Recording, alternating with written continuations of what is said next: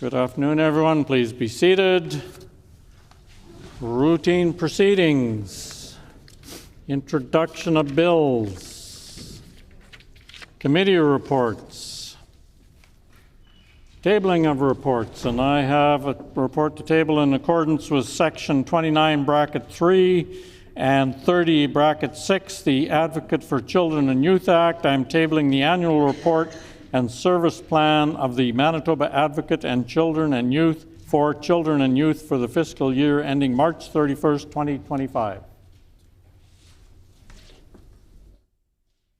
The Honourable Minister of Innovation and New Technology. Thank you, Honourable Speaker. I am pleased to table the annual report for Merlin for the fiscal year ending March 31st, 2025.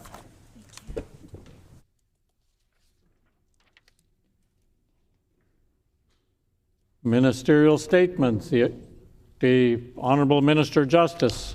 Thank you, Honourable Speaker. I'm pleased to table for Manitoba Justice the 24-25 annual report for the Liquor, Gaming and Cannabis Authority of Manitoba.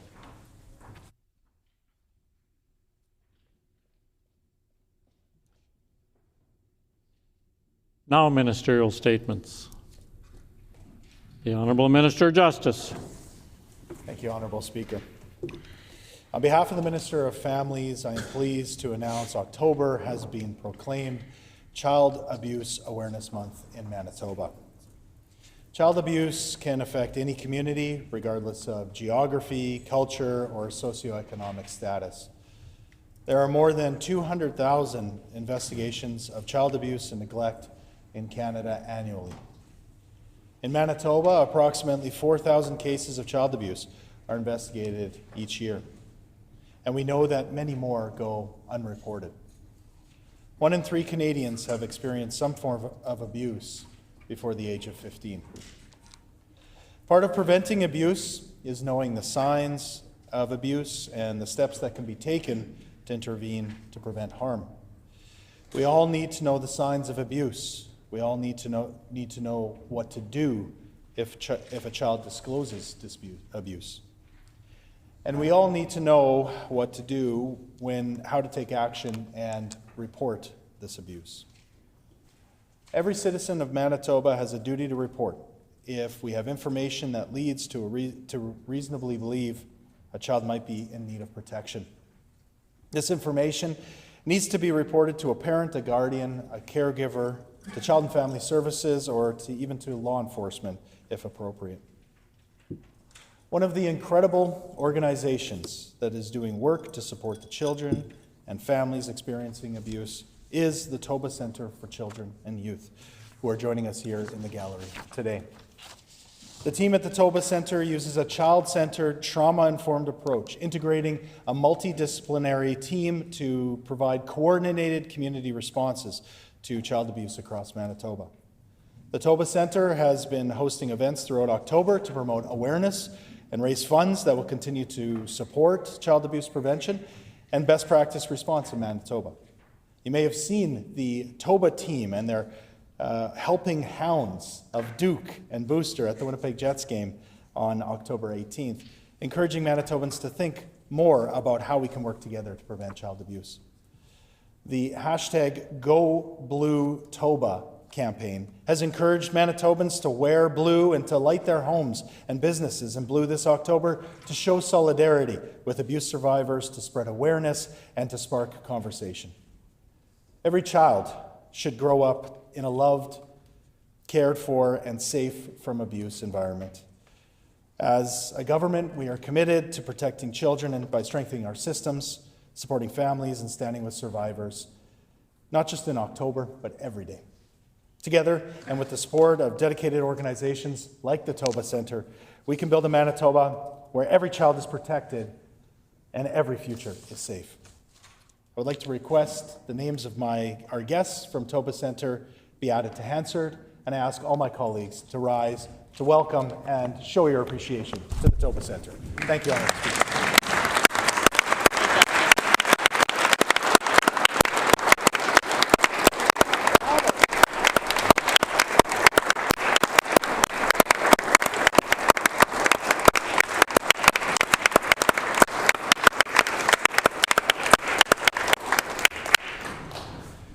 The honourable member for Brandon West.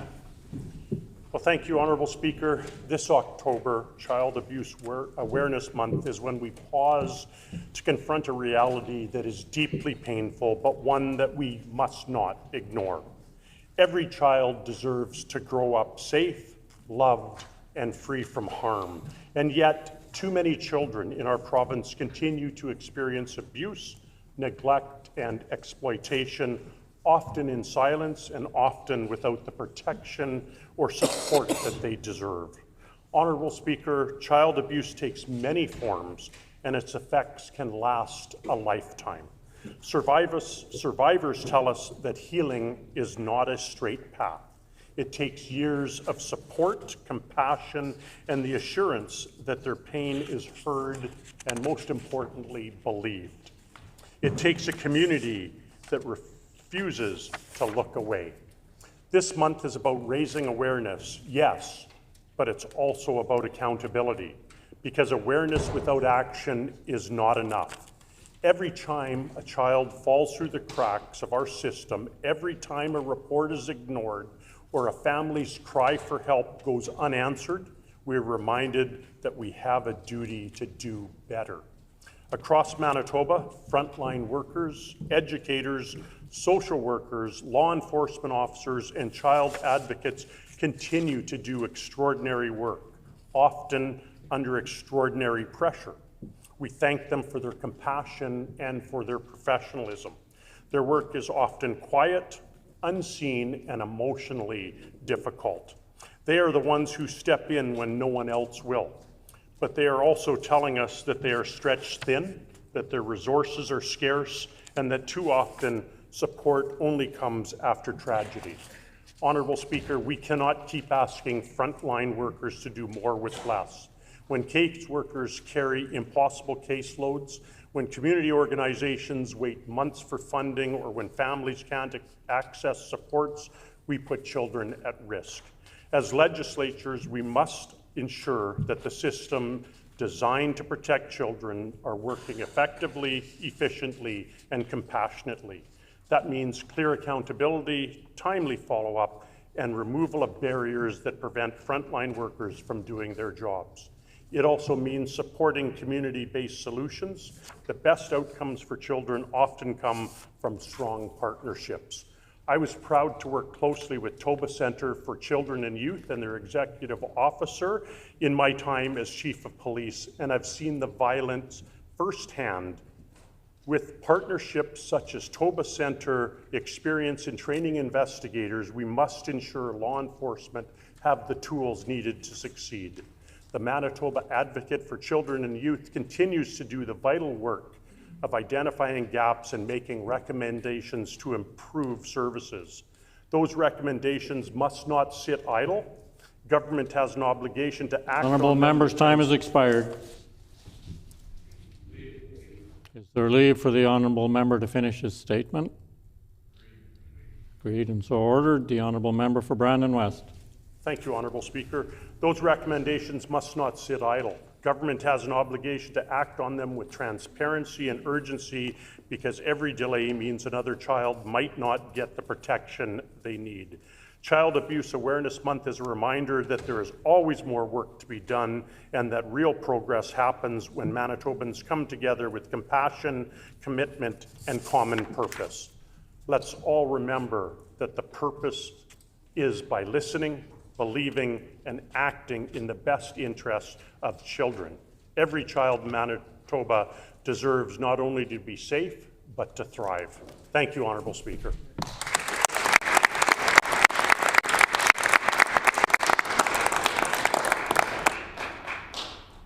Member statements. The Honourable Minister of Housing, Addiction and Homelessness. Thank you much, Honourable Speaker. Today I rise to recognize and celebrate the 14th Annual Austin Street Festival, a wonderful community event hosted by the North Point Douglas Women's Centre in partnership with neighbours, local organizations, and volunteers across the community.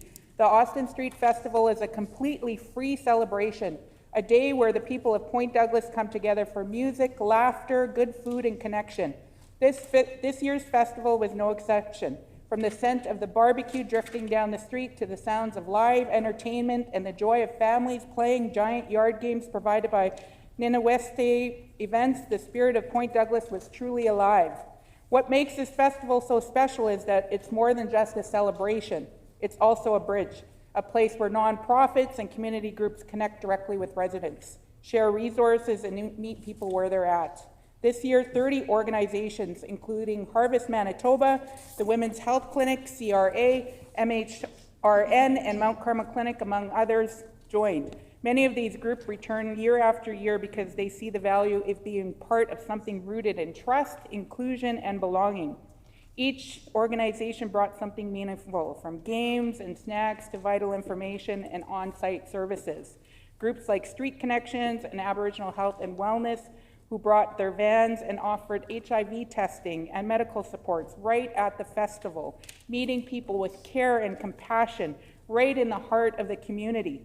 Honorable Speaker, I want to extend my sincere thanks to the North Point Douglas Women's Centre for leading this incredible initiative, and to every volunteer and organization that helped make the day possible. You have shown us what community looks like, neighbors lifting each other up, celebrating together, and building a stronger, healthier, more inclusive, connected Point Douglas.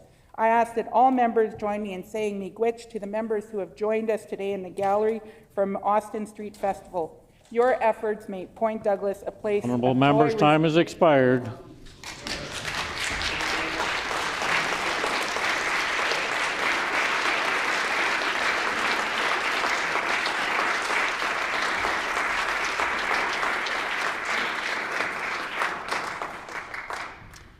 The honourable member for Riding Mountain. Honourable Speaker, today I rise in this House to recognize and celebrate a truly historic achievement. Trachelle Bunn has been elected as the new chief of the Birdtail Sioux Dakota Nation, making her both the youngest and the first female chief in the nation's history. At just 25 years old, Chief Bunn has already become a symbol of strength, progress, and inspiration, not only for her community, but for all Manitobans and Canadians. Her story is one of leadership in action. A former university-level hockey player, Chief Bunn has represented Manitoba on the national stage and used her voice to create meaningful change. She is the founder of the Reconciliation Run, the first half marathon in Canada, to mark the National Day for Truth and Reconciliation. Now in its third year, the run funds a scholarship for Indigenous student athletes, turning sport into a tool for healing, equity, and education. Her leadership extends beyond our borders. As youth chief for the Southern Chiefs Organization, she has represented 34 Indigenous communities and spoken at the United Nations on the rights of Indigenous peoples. She is currently pursuing a law degree at the University of Manitoba and working with the province's first prison law clinic, showing her deep commitment to justice, advocacy, and systemic change. Chief Bunn's swearing in this past July marked more than just the beginning of a new chapter for Birdtail Sioux Dakota Nation. It also signaled a generational shift, a hopeful vision of inclusive leadership, reconciliation, and the empowerment of youth Indigenous women. Honourable Speaker, let us congratulate Chief Trachelle Bunn for breaking barriers, lifting others, and leading by example. May her journey inspire all of us in this House to continue working toward a province rooted in equality, opportunity, and respect for all nations. Thank you.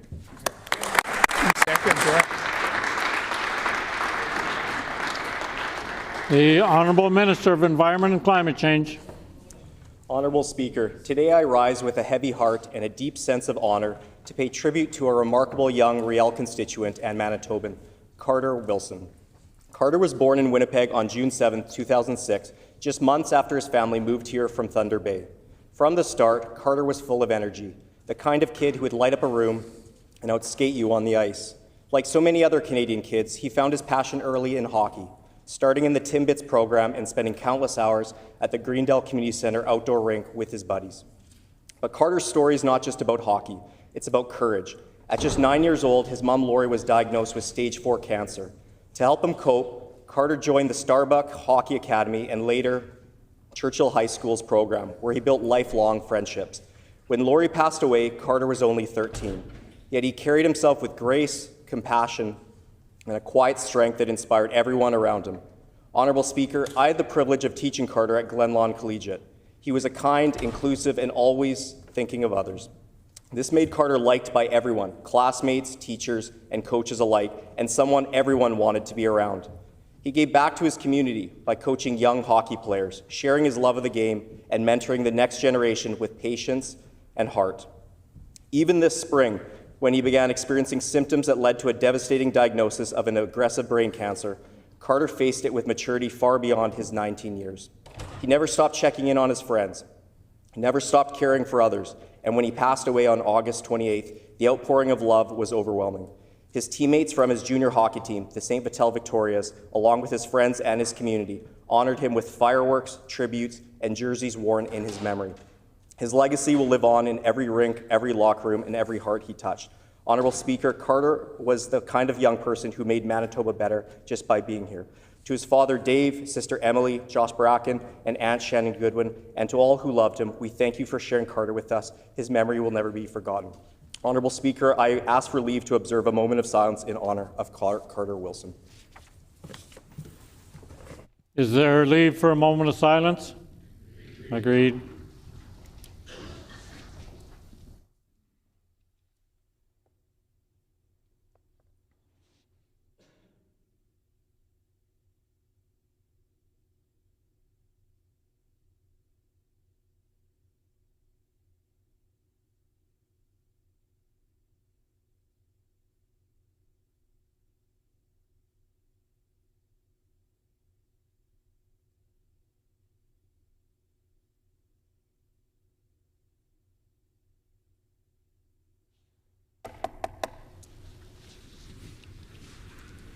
The honourable member for Swan River. Speaker, I rise today to shine light on one of my constituents, Marcel Nevis. Marcel moved to Swan Valley in 1978 and was placed with a family. In his words, raised him as a child should be raised. Marcel faced challenges early in life due to his disabilities. Though learning was a hurdle for Marcel, he was placed in the classroom with teacher Fred McKim, who gave him extra support and guidance, helping set him on the path to reaching his full educational potential. Marcel enrolled in the Occupational Entrance Program in the high school, graduated, began working at Swan Valley Personal Care Home, where he proudly remained part of the environmental support team ever since. Marcel has strong ties to the community and volunteers for many local projects. He's a social butterfly known by all. Marcel's positivity and friendly spirit has opened doors to great opportunities throughout his life.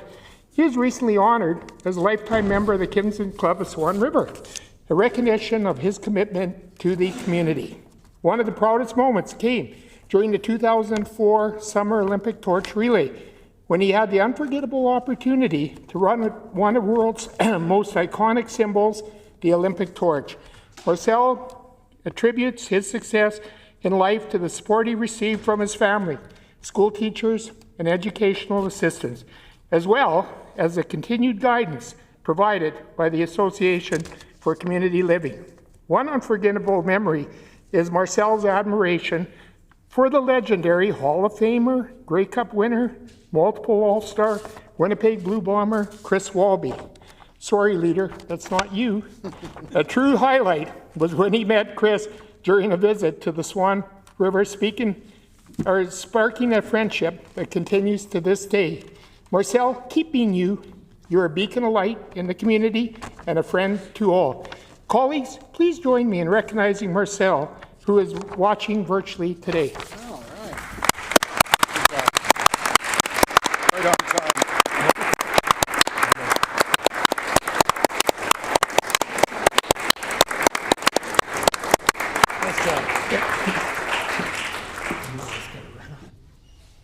The Honourable Minister of Business, Mining, Trade and Job Creation. Honourable Speaker, last week was Small Business Week, and I would like to celebrate the many incredible small businesses throughout St. Vital. Small businesses are an important part of St. Vital, which is why we're so fortunate to have the old St. Vital Biz and Executive Director Mandy Pep that champions the small business community, including 170 local businesses. This includes incredible family-owned and operated Dolce Bake Shop, known for its beautiful cakes and pastries that recently reopened its doors. And they're not alone. The St. Vital is also home to talented bakers such as Ben and the team at the Krusty Bun, who craft fresh, European-style artisan breads, including my favorite, the pumpkin seed bun. Restaurants like Maxime's, Jolly Mug, Taps Neighborhood Pub, George's Burgers and Subs are where good food, good friends, and good times always come together. Manitoban's only Michelin-recognized restaurant is in St. Vital. Chica's Chicken, with their high-quality ingredients, are an example of excellence in our neighborhood. Woven into the fabric of our community are businesses like Arts Flowers, who've been providing the best floral arrangements, poinsettias, for 55 years. Like Les Filles Cuisine, catering business, which employs Manitobans facing barriers, and like African Foodways Market and Baharat Grocery, which bring food from around the world right here to St. Vital. And right next door to my constituency office, we're lucky to have a great group of local businesses: A11 Convenience and Grocery Store, Quality Pizza, Apex Mobile Phone Repair Shop, and Swish Barber Shop, all contributing to the energy of our community. Thank you to the people who work to support small and local businesses throughout St. Vital. Let's support them not just during Small Business Week, but every week. Thank you.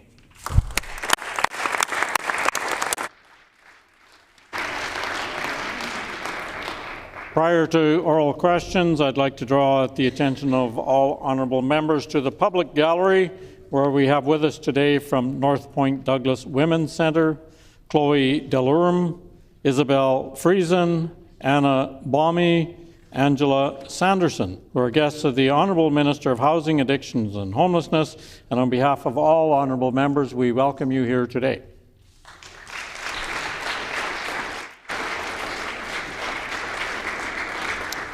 Oral questions, the Honourable Leader of the Official Opposition.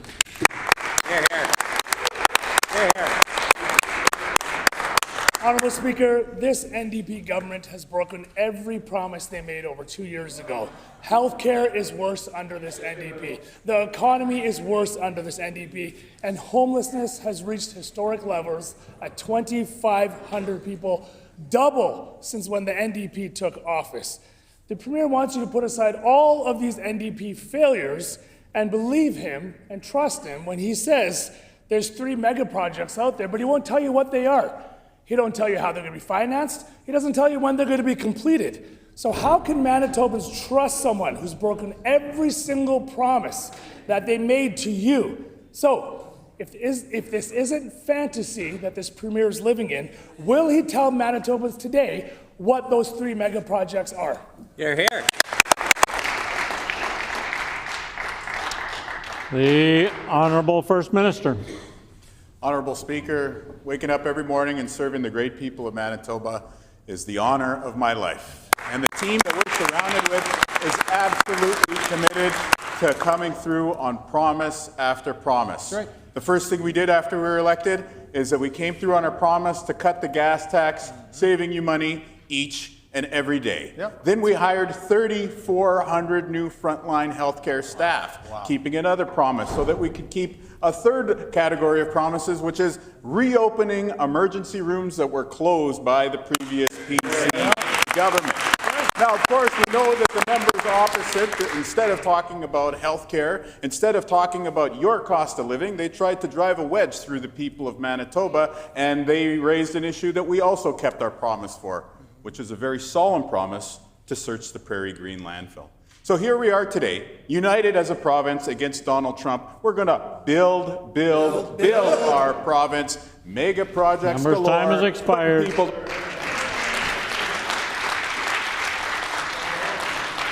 The Honourable Leader of the Official Opposition on a supplementary question.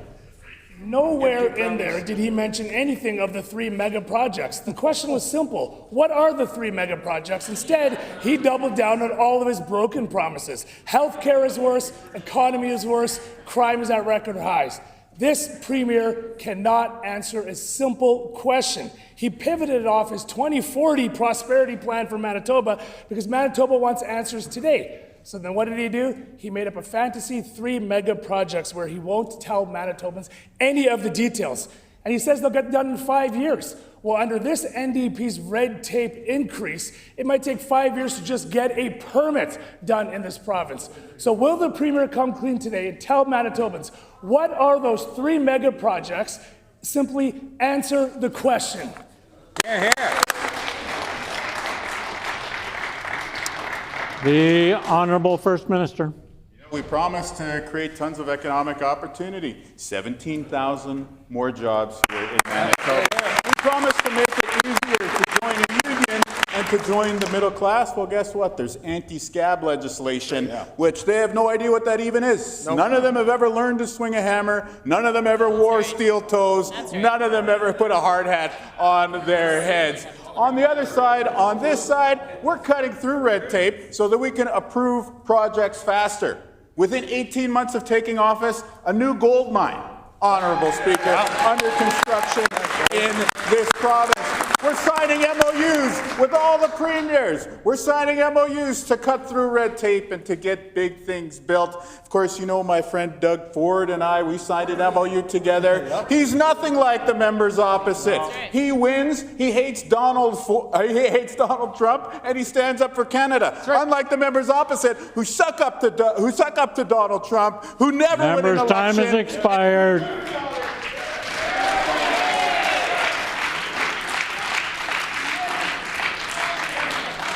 The Honourable Leader of the Official Opposition on a final supplementary question. Instead of this Premier sucking up to Doug Ford, maybe he should stand up for Manitobans. Let's fact check some things he said. 1,300 net lost jobs last month under this NDP. The economy is ranked the worst in Canada with a 1.1% GDP growth. Those are the facts. Talk about mega projects under the NDP. The last project they did, they were years late and $5 billion over budget. Now this Premier says he can magically handle 3 mega projects in 5 years, but he won't tell you what they are, when they're going to be completed, and who's even going to pay for them. So will the Premier answer the question today? What are the 3 mega projects, or are you just going to plant some magic beans and hope that it grows into prosperity? Hear, hear.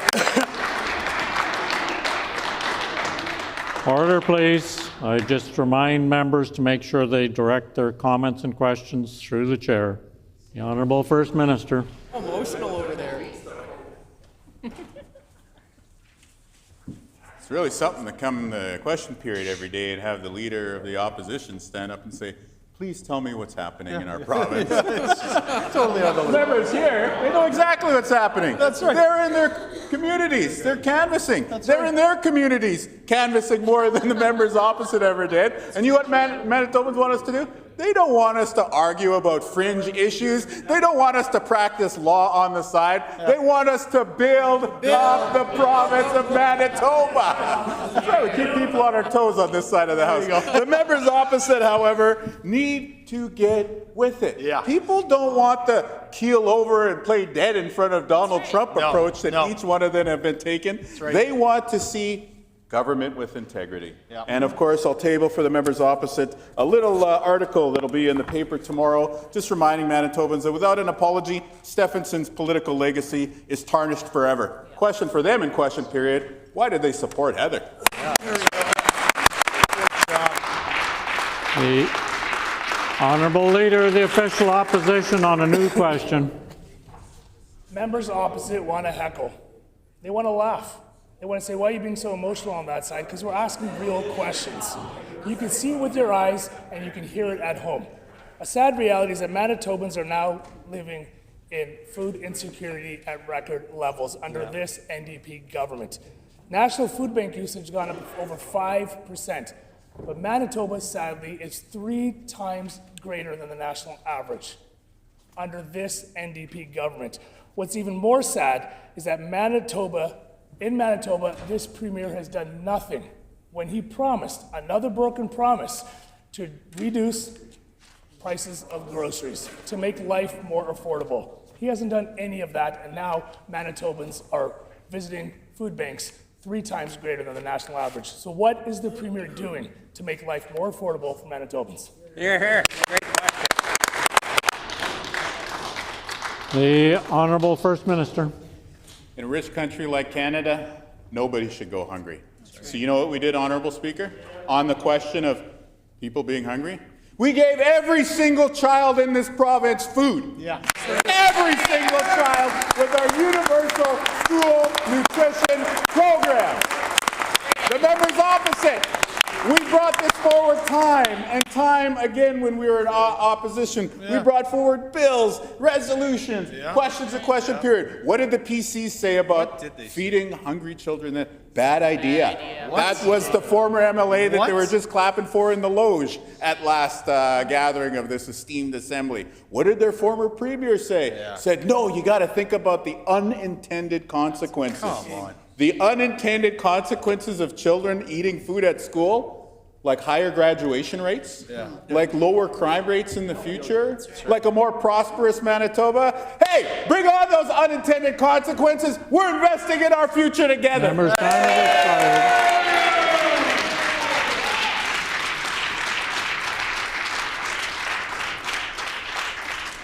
expired. The Honourable Leader of the Official Opposition on a supplementary question. Honourable Speaker, Manitobans can see. Everyone on this side of the House in this chamber agrees no child should ever go to school hungry. So I was happy to support the universal food program. That's not what we're talking about here. You can do two things at the same time. Feeding kids at school and record number of Manitobans visiting food banks are two different things. This premier promised he was going to lower food costs. He promised he was going to make life more affordable. It's more broken promises under this NDP. I'm going to table a report from the Manitoba Manitoba Bureau of Statistics showing that the Manitoba Consumer Price Index has accelerated by 3% in September. Food costs have the largest increase at 3.8% under this NDP government. So I'll ask the premier again, what is he doing to promise the cost that he promised to lower the cost of groceries in the province of Manitoba? Hear, hear. Hear, hear.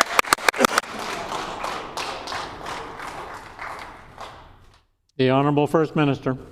Well, we promised in the election to bring in a universal school nutrition program, and we delivered on a universal school nutrition program. But we know that it's not just about the child showing up at school who needs that food. It's also about you and your family who needs help getting by. That's why the first thing that we did in government was we cut the provincial gas tax to put more money into your pocket.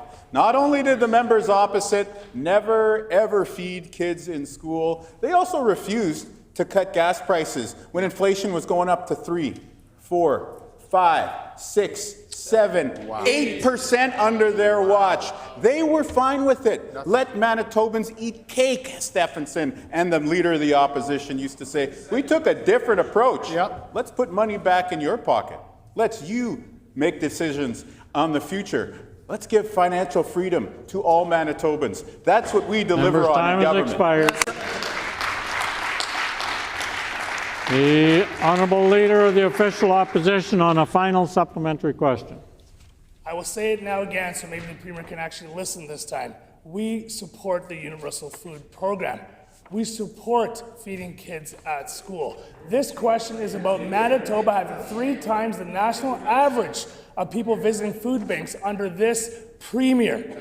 He touts a 1.5 penny, 1.5 pennies Manitobans are saving at the pump now. He thinks that's a huge win. 60 cents. The average Manitoba is saving at the gas tank right now. 60 cents. Nice. And yet Manitobans are visiting food banks at record numbers. This Premier promised he was going to lower the cost of groceries. He promised he was going to make life more affordable. Will he simply answer the question, what is he doing to make life more affordable in Manitoba? Hear, hear. The Honourable First Minister. We're freezing hydro rates. We cut income tax rates. We cut the payroll tax. We cut corporate tax. We cut property taxes. And yes, we cut the gas tax. When they were in office, gas was near $2 a liter. What is it now?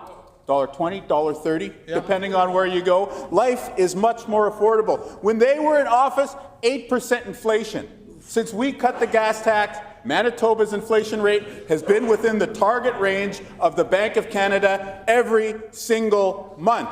You want to ask what our finance minister is doing to make life more affordable? What isn't he doing, Honorable Speaker? But when it comes to the members opposite, who debase themselves on a moral level each and every time they do a scrum, who never showed an ounce of ethical courage during their time in office, who continue to stand behind the fine-paying, degenerate former premier, the question for them is, what are you doing? Not on affordability, but generally.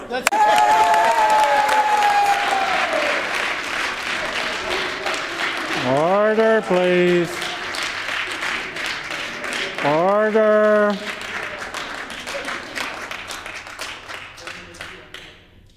Once again, I would remind members to address their questions through the chair, and I would remind members that when the speaker's standing, he should be heard in silence. The honourable member for Borderland. Honourable Speaker, new data from this government shows a clear decline in apprenticeship participation.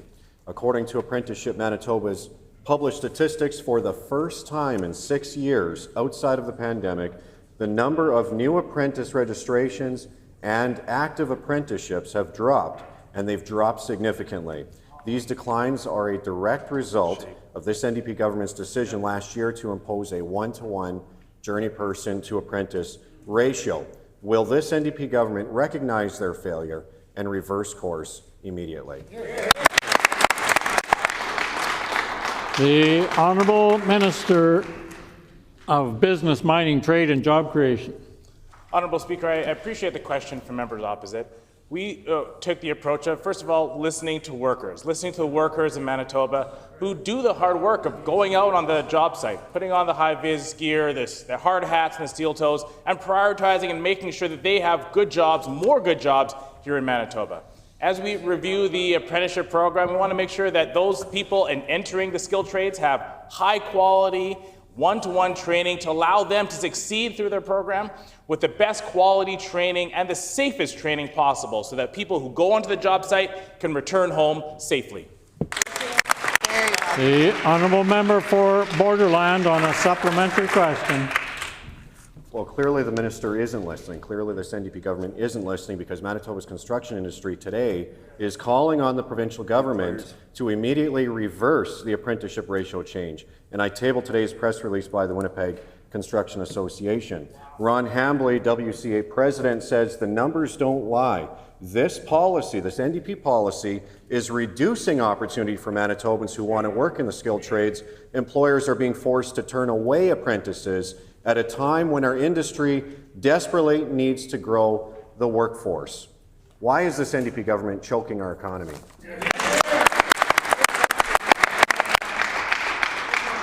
The Honourable Minister, Business, Mining, Trade and Job Creation. Honourable Speaker, very clearly our government is growing our economy by the addition of adding 5,300 new jobs last month, and many of those are in manufacturing.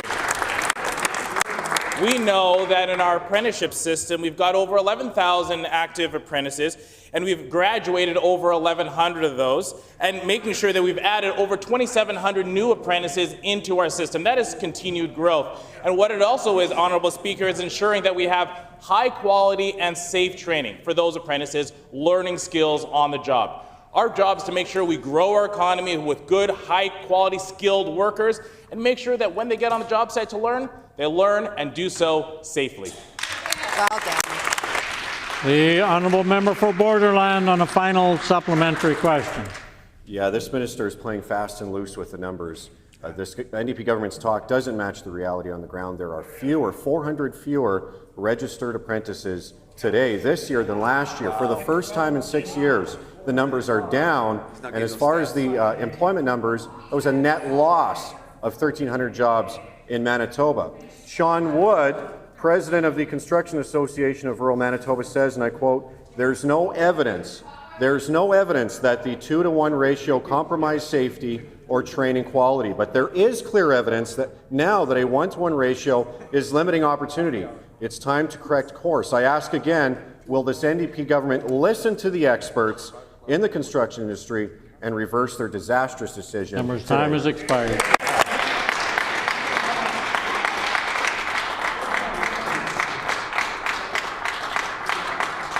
The Honourable Minister of Business, Mining, Trade and Job Creation. Honourable Speaker, there is clear evidence that the former failed PC government did nothing to protect workers or keep them safe, or make sure that they had more good jobs to go to. Our government is squarely focused on growing our economy by putting more Manitobans to work with good jobs and safety at the job site. That means that we're going to prioritize making sure that when you put on high-vis gear and go onto the job site, you can do so with high-quality education and a safe work environment. That's what our team is all about. Along the way, growing new jobs means we put 5,300 new workers to work just last month, and many of those in the manufacturing sector. This is how we grow an economy that supports workers with good jobs and grows our GDP right across the province. The Honourable Member for Roblin. The situation in Winnipeg's ERs is getting worse under this NDP government, not better. We know that HSC's ER was at more than 200% capacity last week, and it's not even flu season yet. Yet yesterday, the Premier tried to discredit frontline nurses who were sounding the alarm, telling media, quote, "We check the numbers each and every day. What I'm giving you is up to the minute, and it's pretty consistent with what we've been seeing. Those are relatively good numbers," unquote. Wow. The current wait time at HSC's ER is over 12 hours. Does the Premier still think he knows better than frontline nurses what the situation is in Manitoba's ERs? The Honourable Minister of Health, Seniors and Long-Term Care. Honourable Speaker, the member opposite is wrong. Yep. That is not a surprise. Yeah. You know, she stands up in this House and frequently, talks about health care through the lens that she had while she was advising Heather Stephenson to cut health care and close emergency rooms. A harmful lens. On this side of the House, we are listening to nurses, we're working with frontline healthcare workers, and we're going to continue to take that approach. We recognize that there are challenges in our healthcare system. That is the legacy of the chaos of the previous PC government. Our priority is making sure that we are adding capacity, that we are working with the front lines, and we're moving our healthcare system in the right direction. A lot more work to do. We're committed to doing that work. Right on. The Honourable Member for Roblin on a supplementary question. Manitoba Nurses Union President Darlene Jackson told the Winnipeg Free Press yesterday, quote, "I actually talked to a nurse this morning who said that last week was probably 5 of the worst shifts that she's ever worked in that department, and she's been there for 10 years. Wow. Unquote. We already know that the Premier showed up 40 minutes late to his last meeting with MNU and stayed for a grand total of 12 minutes. Wow. Why is the Premier now going out of his way to publicly discredit frontline ER nurses and their concerns?"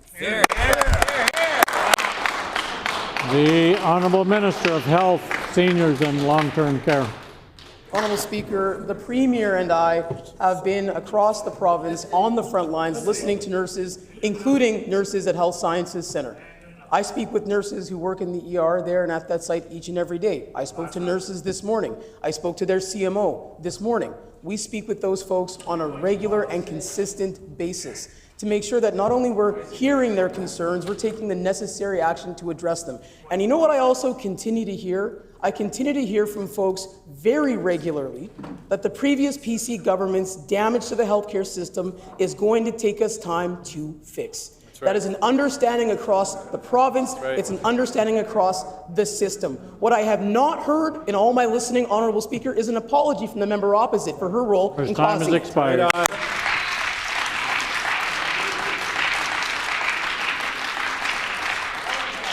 The Honourable Member for Roblin.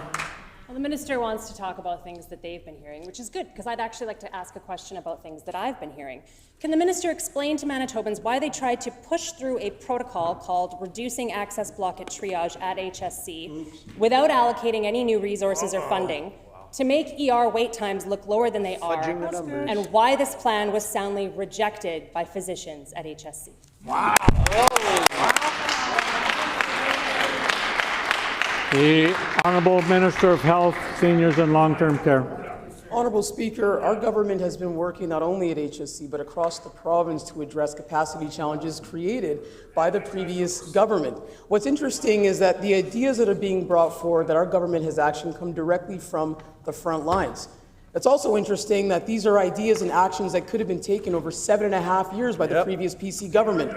What's also interesting, lastly, is that the member opposite, who advised Heather Stephenson to close our 3 largest emergency rooms, fire hundreds of nurses, and force the same nurses at Health Sciences Centre to fight with each other for their jobs, has never apologized for her role in that. And you know what, Honourable Speaker? She never will. Don't worry, on this side of the House, we're going to keep doing the work of cleaning up her mess and the mess of members on that side of the House. Outstanding.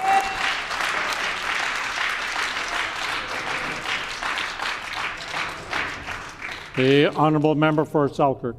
Honourable Speaker, over the last 2 years, I've rose in this chamber several times talking about the Selkirk Bridge, a narrow, dangerous bridge with the deck rotting and now guardrails missing. The people of Selkirk want to know, when will we have some action and protect the safety of the people in the area? The Honourable Minister of Transportation and Infrastructure. Thank you, Honourable Speaker. I'm always very pleased to stand in the House to talk about all of the infrastructure work that we are doing across the province, spending millions and millions more dollars than the previous government ever did. We have multiple bridge projects underway right now. The bridge project that the member references has temporary supports in place because of the damage that was recently done to the bridge. It is safe to travel on, and we will continue to keep our infrastructure safe for Manitobans across the province. The honourable member for Selkirk on a supplementary question. Well, Selkirk, you heard it here. You get temporary measures but no safety addresses for the future. The bridge is narrow and dangerous. Order. It is beyond the scope of this minister to make sure that the people in Selkirk are taken care of. Every day there's accidents that happen across that bridge. Some of them minor, some of them major. When will the people get the attention they need to make sure they are safe in the area? The Honourable Minister of Transportation and Infrastructure. Thank you, Honourable Speaker. I'm sure that the folks in Selkirk, as well as many people living across Manitoba, are actually thrilled with the investments being made in infrastructure across this province, not just in the Transportation Department, but we're investing $2.5 billion in infrastructure investment over 5 years. We have increased municipality gravel maintenance agreements by 22%, and we have made hundreds of dollars of investments in strategic infrastructure, such as twinning Highway 1 East. Order. Hundreds of millions of dollars, if I misspoke.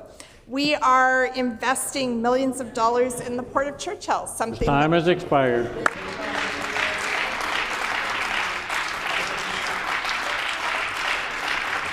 The honourable member for Selkirk on a final supplementary question. Honourable Speaker, I see a pattern developing here with this minister. I stood in this House talking about the intersection of number 67 and number 8 highway, and it took until a tragedy for something to happen. What will it take for the people of Selkirk to get some real action from this government to make their bridge safe?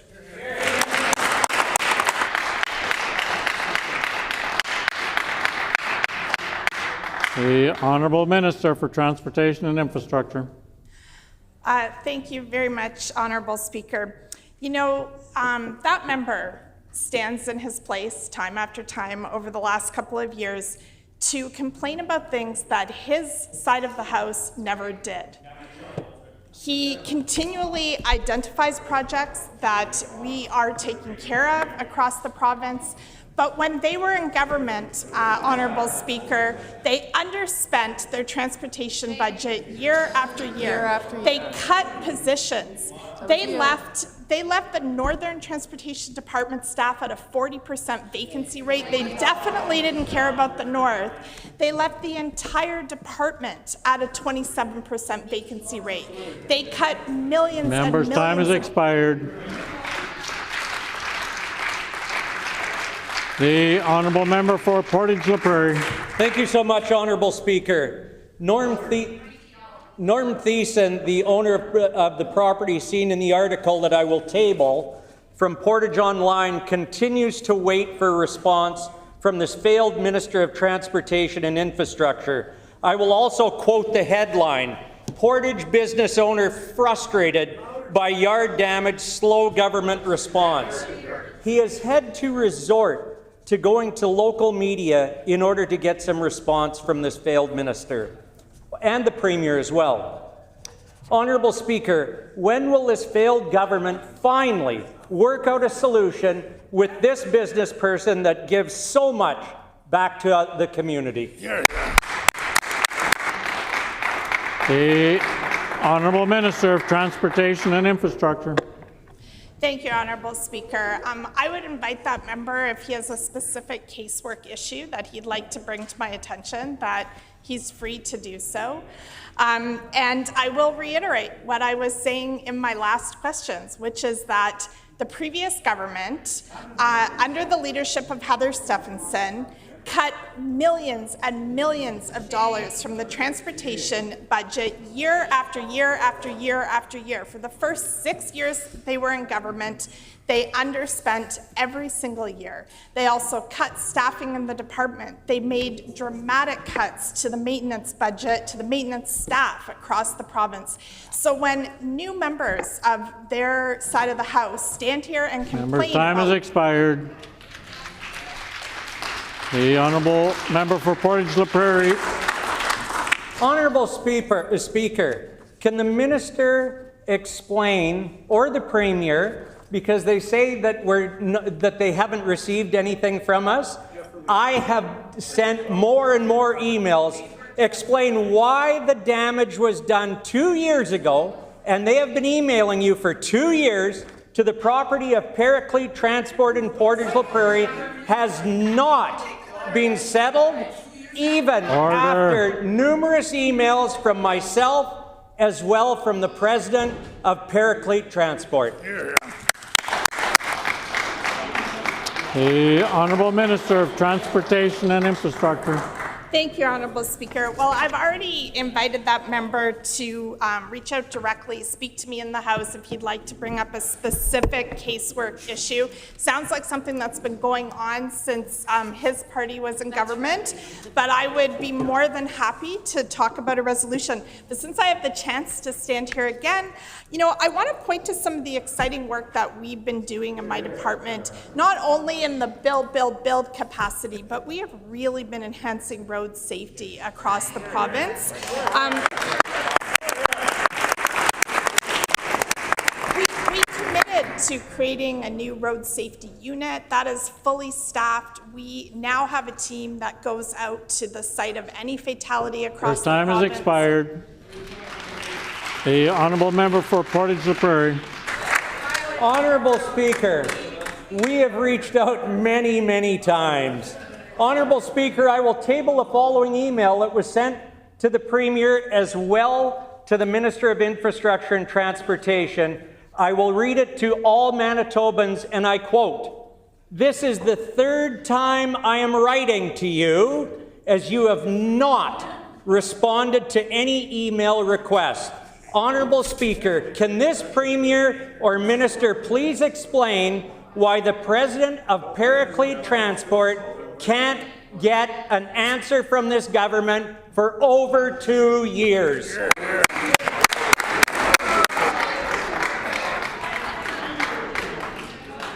The order. The Honourable Minister of Transportation and Infrastructure. Thank you, Honourable Speaker. And I love a day in question period when the opposition just has a laundry list of complaints about their own government and what they didn't do.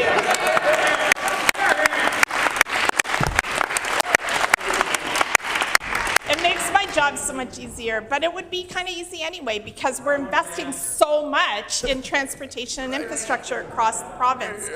Pretty proud of the work of our government and the work of this department. So I was starting to talk a little bit about some of the new changes that we've done in our time in government to make our highways safer. Not only the fatal collision reviews and the network screening, we reinstated a program cut by the previous government working with the University of Manitoba to help analyze data. Time has expired. The Honourable Member for Tyndall Park. Honourable Speaker, there was an article, which I table now, from the Winnipeg Free Press today, indicating that an alarm needs to be sounded for anyone concerned about public safety. The article explains how prosecutors are burning out, trials are being delayed, and victims, survivors, and often innocent Manitobans are often the ones paying the price. With recidivism rates continuing to rise under this government, can the minister share with the House why Crown attorneys are still having to fight for resources? The Honourable Minister of Justice. Well, thank you very much, Honourable Speaker. Thanks to the member for the question. And I know she's asking this question today because, of course, we were just with the Federal Justice Minister announcing some important changes to the Federal Criminal Code, including important changes that will protect our first responders and ensure that their safety is first and foremost when they're out on the job protecting all of us. And I know that's important work that we've advocated for. As part of that suite of changes, there's several provisions which we have directly advocated for here in Manitoba, including around those prolific repeat offenders, important work on bail that the previous government never did. Her time has expired. The Honourable Member for Tyndall Park on a supplementary question. Honourable Speaker, in the same article I tabled, it is highlighted that many working in our justice system are now leaving Manitoba for other jurisdictions. We know that the government loves to refer to and point fingers at the federal government, the former government here in Manitoba, literally anyone, rather than take responsibility themselves. However, maintaining the workforce in Manitoba is the responsibility of this provincial government. Now, Honourable Speaker, we really can't blame anyone for wanting to leave Manitoba due to such unfair working conditions. So what is this government tangibly doing today to maintain and incentivize those working in our justice system to stay here in Manitoba? The Honourable Minister of Justice. Well, Honourable Speaker, the member opposite may not have heard, but in fact, we were with the federal government today. We were working in partnership with them. We were there along with the mayor of Winnipeg. We were there with other first responders because this government understands that it's important to work together. In terms of building up our capacity in Manitoba, we've never shied away from that task. In fact, that was the first thing that we did in our 5-point bail plan was to add resources to our Crown attorneys, and the results of that are telling. We brought down the vacancy rate. Under the PCs, it was 20%. We brought that down to a 3.5% vacancy rate. That means there's 42 new Crowns that are now practicing here in the province of Manitoba, and of course, we've committed to 35 more. His time has expired. The Honourable Member for Tyndall Park on a final supplementary question. Honourable Speaker, the article that I tabled also highlights how prosecutors are routinely handed bail cases with little notice and inadequate time to prepare. This means that crimes are not being processed effectively. This is terrifying, especially considering the horrific stories we have been hearing recently and on a regular basis of violent repeat offenders and weapons-related crimes. Just yesterday, for example, another transit driver was assaulted. The safety of Manitobans need to be a priority for this government. And if this is being considered a sounded alarm for safety, public safety here in Manitoba, what does this Justice Minister advise Manitobans do to remain safe? The Honourable Minister of Justice. Again, Honourable Speaker, we're working with law enforcement. Here in the city of Winnipeg, we have 36 new officers that are on the streets today. That's after a net loss of 55 under the previous government. But let's be clear, we're working with our Crown attorneys. We're at the table and we're making sure that we're listening to their concerns. Of course, this grievance that is before us right now, it started under the previous government, in fact, in April 2023. And at that time, it was the member for Steinbach who was the Minister of Justice. And what did the headline say at the time? Minister of Justice has refused to meet with MACA. Well, we're taking a different approach. We sit with our partners, we listen to their concerns, we offer resources, and we continue to build on real success. Time has expired. The Honourable Member for Thompson. Honourable Speaker, it has now been 161 days since the Ethics Commissioner released his report into how former PC Premier Heather Stephenson and former Deputy Premier Cliff Cullen and the member from Red River North broke the law and violated our Constitution. Not only that, it has now been 22 days since Heather Stephenson, Cliff Cullen, made history as the first Premier, Deputy Premier to be fined under the Act. Manitobans still have many questions. Are they still waiting for Cliff Cullen to pay his fine? Can the Minister tell the House where we might find former Deputy Premier Cliff Cullen? The Honourable Minister of Education and Early Childhood Learning.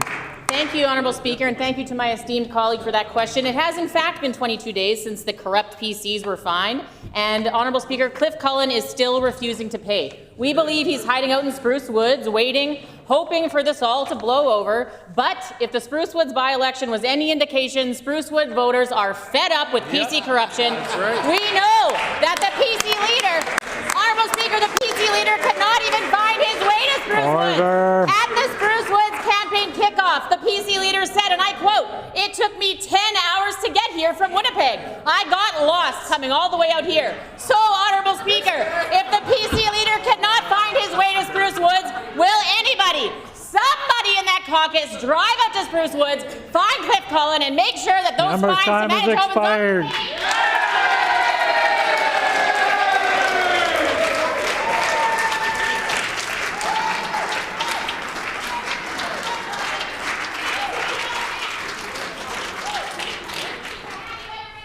Order.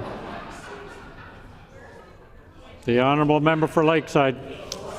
Honourable Speaker, for well over a year now, I've raised concerns about the worsening state of PR 220, along with many other PR roads throughout the province.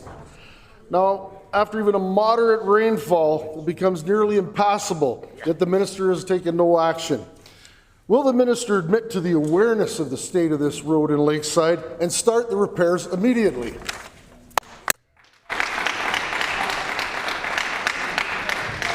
The Honourable Minister of Transportation and Infrastructure. Thank you, Honourable Speaker. I love a good theme day. So I'm happy to stand here again and talk about some of the great work that's happening in the Department of Transportation and Infrastructure, whether it's repairs to the Brugcold Bridge, whether it's all the infrastructure that we're doing in Spruce Woods. I know, actually that's a good thing I'd like to talk about today. I haven't really didn't get to finish my list of all the projects that we've been doing in Spruce Woods and in the Westman area in general.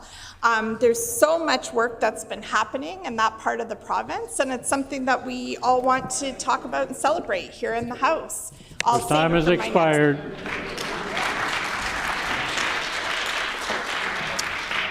The time for question period has also expired. Petitions. The Honourable Leader of the Official Opposition. Here, here. Thank you, Honourable Speaker. I wish to present the following petition to the Legislative Assembly of Manitoba. The background to this petition is as follows. Number one, thanks to the investment made under the previous BC provincial government as part of the Clinical and Preventative Services Plan, construction for the new Portage Regional Health Facility is well underway. Where? The facility and surrounding community will greatly benefit from added diagnostic machinery and equipment, but specifically the addition of an MRI machine. Here, here. Number two, an MRI machine is a non-invasive medical imaging technique that uses a magnetic field and computer-generated radio waves to create detailed images of organs and tissues in the human body. Thank you.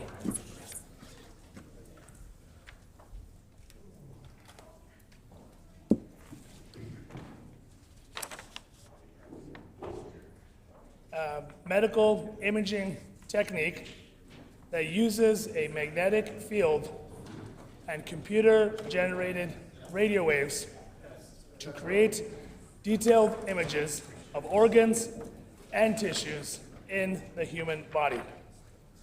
It is used for disease detection, diagnosis, and treatment monitoring. Number 3, Portage La Prairie is centrally located in Manitoba and is on the #1 highway in the Southern Health St. Saud Health Authority. Currently, there is only one MRI machine in the RHA. Number 4, an MRI machine located in the Portage Regional Health Facility will reduce transportation costs for patients, as well as reduce the burden on stretcher service and ambulance use.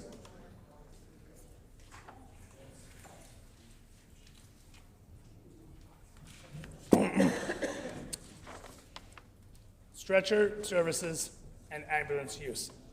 It will bring care closer to home and reduce wait times for MRI scans across the province.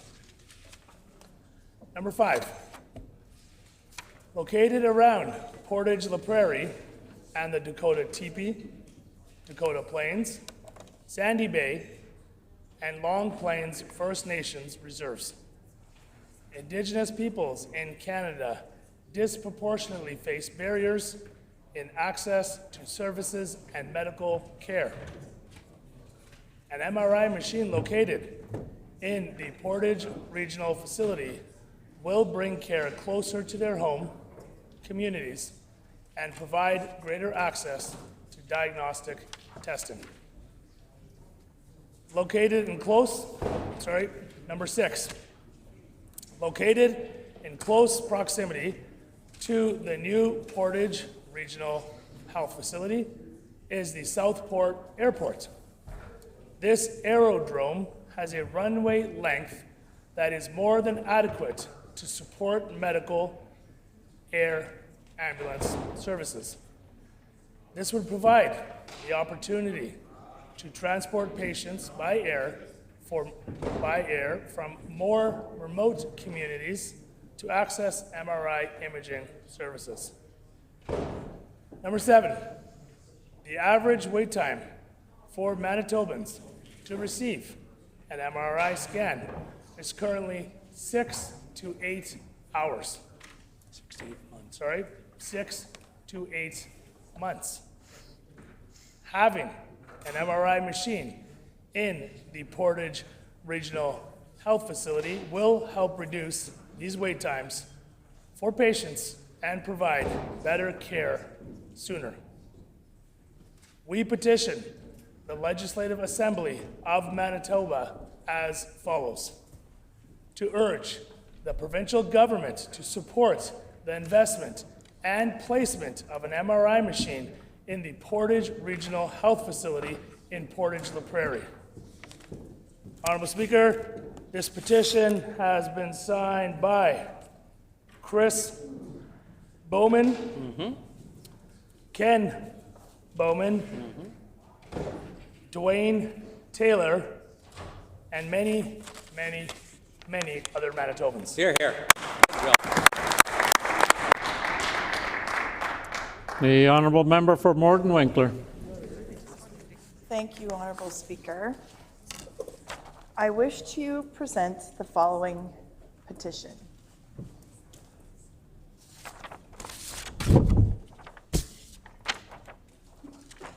To the Legislative Assembly of Manitoba. The background to this petition is as follows. 1. Residents of La Vérendrye and other areas around Manitoba are extremely frustrated and concerned by the provincial government's decision to cancel the school expansion project for Green Valley School in Grunthal. Number 2, in 2021, the PC provincial government committed funding to expand Green Valley School for a new gymnasium and classrooms. Number 3, the school is so crowded that 3 mobile classrooms were added to alleviate overcrowding in the classrooms. Number 4, in order for construction to begin, the school removed all 3 portable classrooms, leaving Green Valley in a further critical state of overcrowding. Number 5, as a result of overcrowding, parents are choosing to homeschool their children due to safety concerns and challenges associated with the overcrowding. Number 6, the current Premier of Manitoba and the Minister of Education and Early Childhood Learning have said they are committed to investing in education. 7, the concerns of residents of La Vérendrye and the surrounding area are being ignored by provincial government. Number 8, the lack of space in the school is affecting the quality of education and extracurricular activities for students. The Minister and Premier have a duty, number 9, the Minister and Premier have a duty to respond to the educational needs of children and youth identified by rural communities. We petition the Legislative Assembly of Manitoba as follows. Number 1, to urge the Minister of Education and Early Childhood Learning to immediately bring back the 3 portable classrooms to help alleviate the stress and overcrowding of classrooms. And number 2, to urge the provincial government to reinstate the expansion project for Green Valley equipment. This petition has been signed by Jaskrismor Pajapi, Burden Patel, and Jadina Patel, and many other Manitobans. Thank you.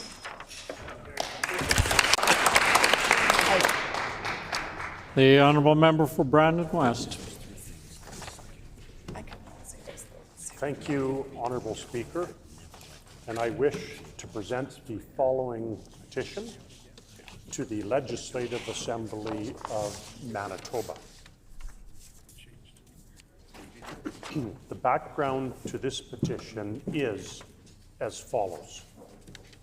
Number 1, Kelly Verway, a beloved young woman from Portage La Prairie, Manitoba, was tragically killed in a car crash caused by a repeat violent offender with a long criminal history.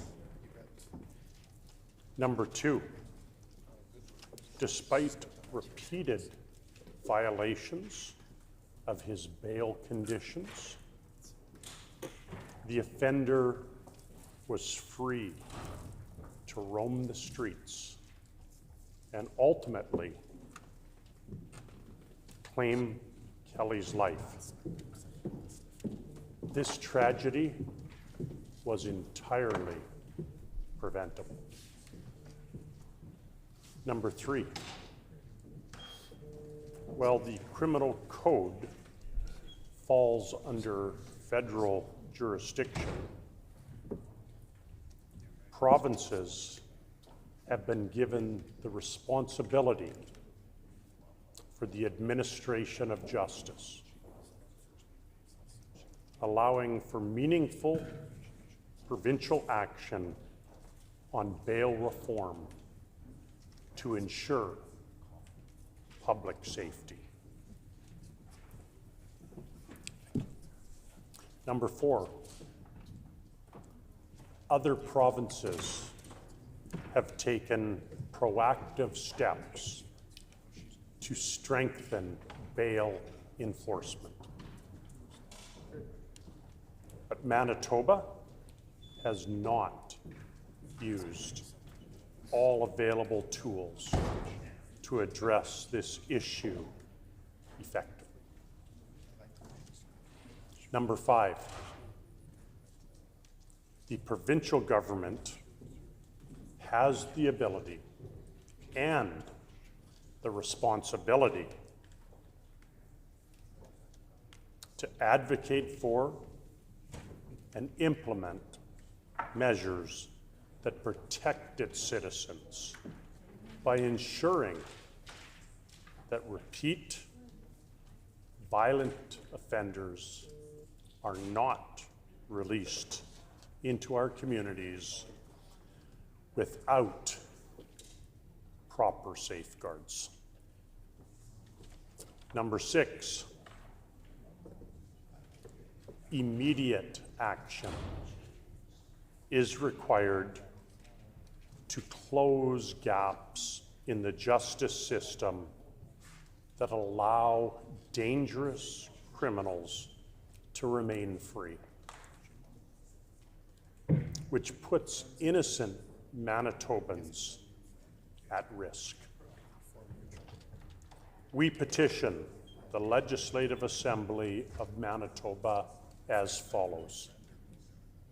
Number 1, to urge the provincial government to take immediate and decisive action on bail reform to address serious deficits in enforcement by utilizing all available provincial mechanisms to strengthen warrant enforcement, including bail supervision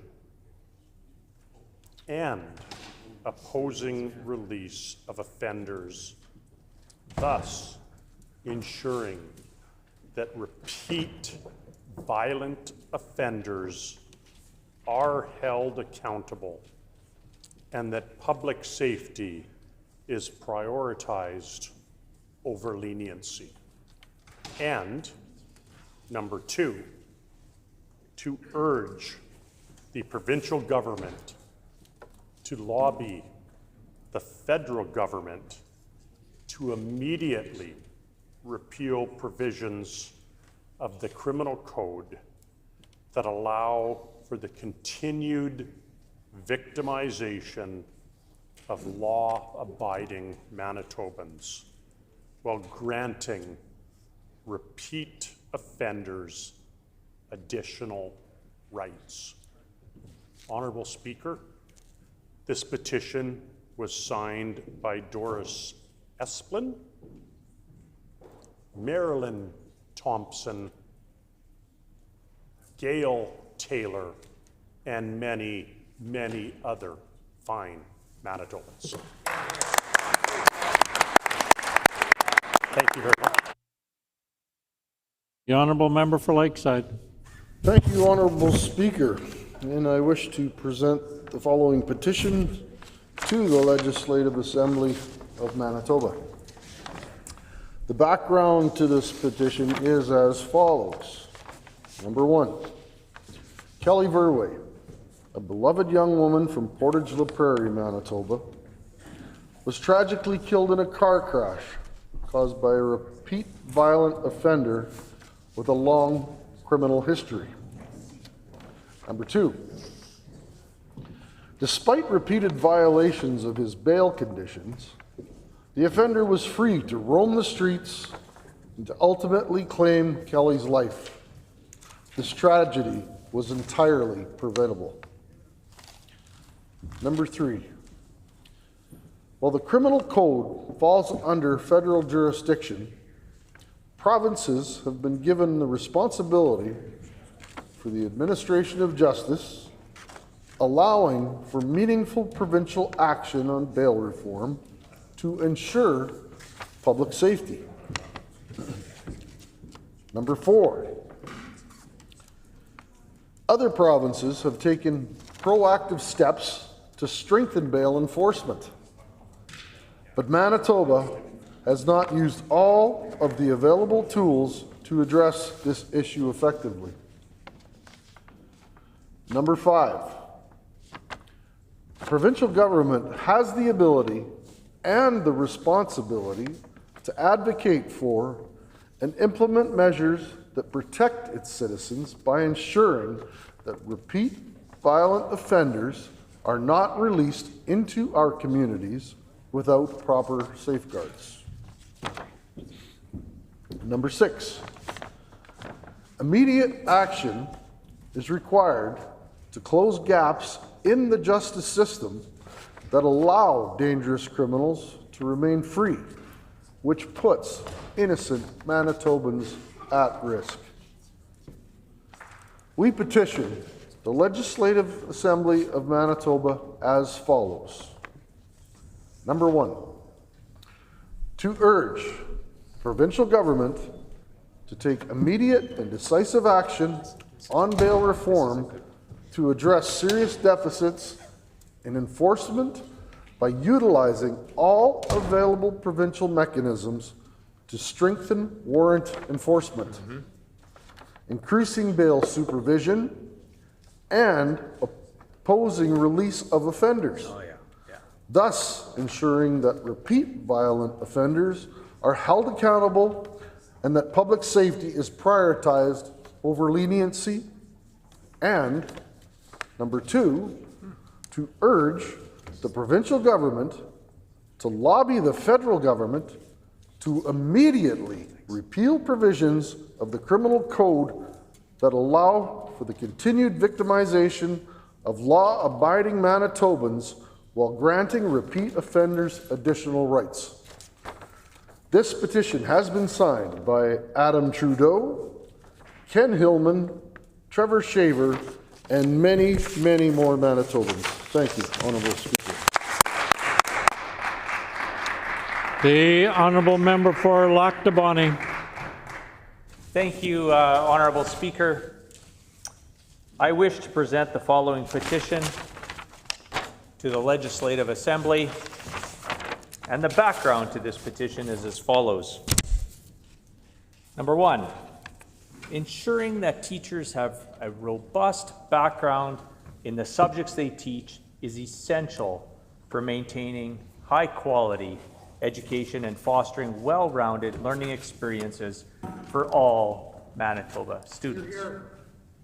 Number 2, the recent amendments by the province of Manitoba to the Teaching Certificates and Qualifications Regulation under the Education Administration Act have significantly lowered the standards for subject area expertise required for teacher certification.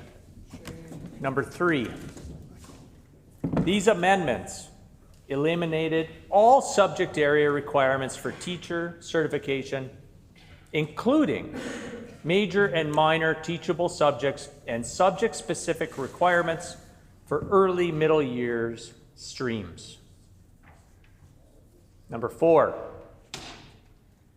specifically, the amendments removed bullet senior years credit requirements in an approved teachable major and minor, bullet early middle years credit requirements in an approved teachable major and minor, and bullet early middle years credit requirements for specific subjects including math, physical or biological science, English or French, and history and or geography.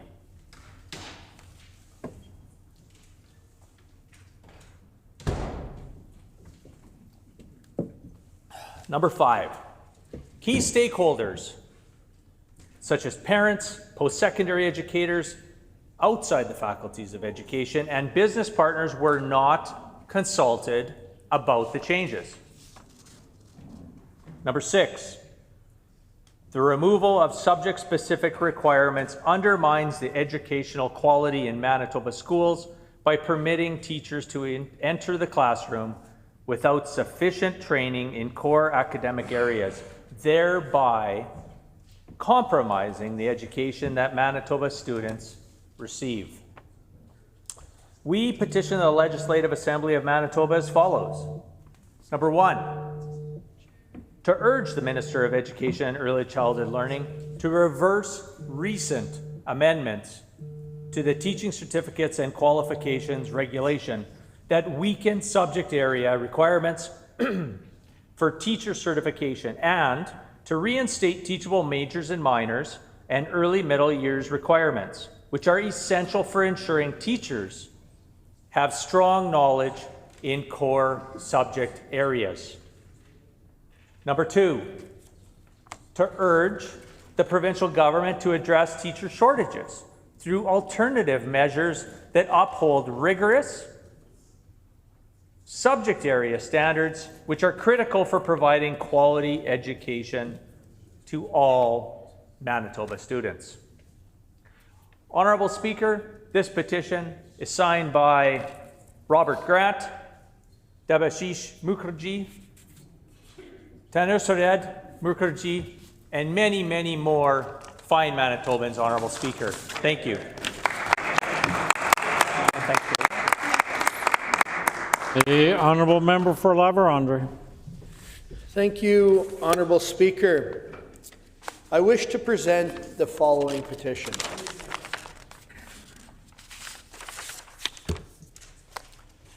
To the Legislative Assembly of Manitoba, the background to this petition is as follows. 1.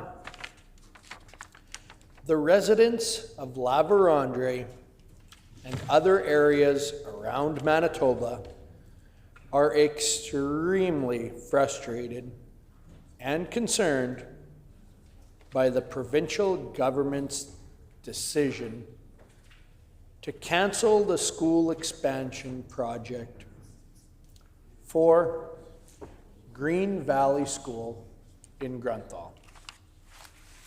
2. In 2021, the PC provincial government committed funding to expand Green Valley School for a new gymnasium and classrooms. 3, the school is so crowded that 3 mobile classrooms were added to alleviate overcrowding in classrooms. 4, in order for construction to begin, the school removed all 3 portable classrooms, leaving Green Valley in a further critical state of overcrowding. 5,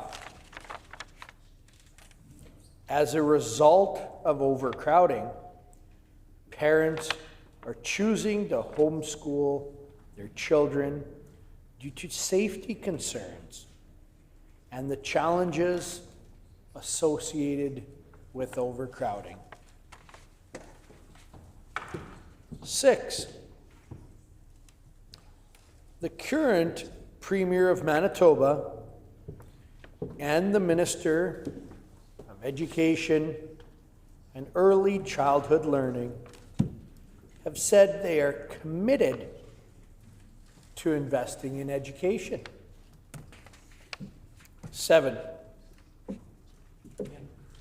the concerns of residents of La Vérendrye and the surrounding area are being ignored by the provincial government. 8,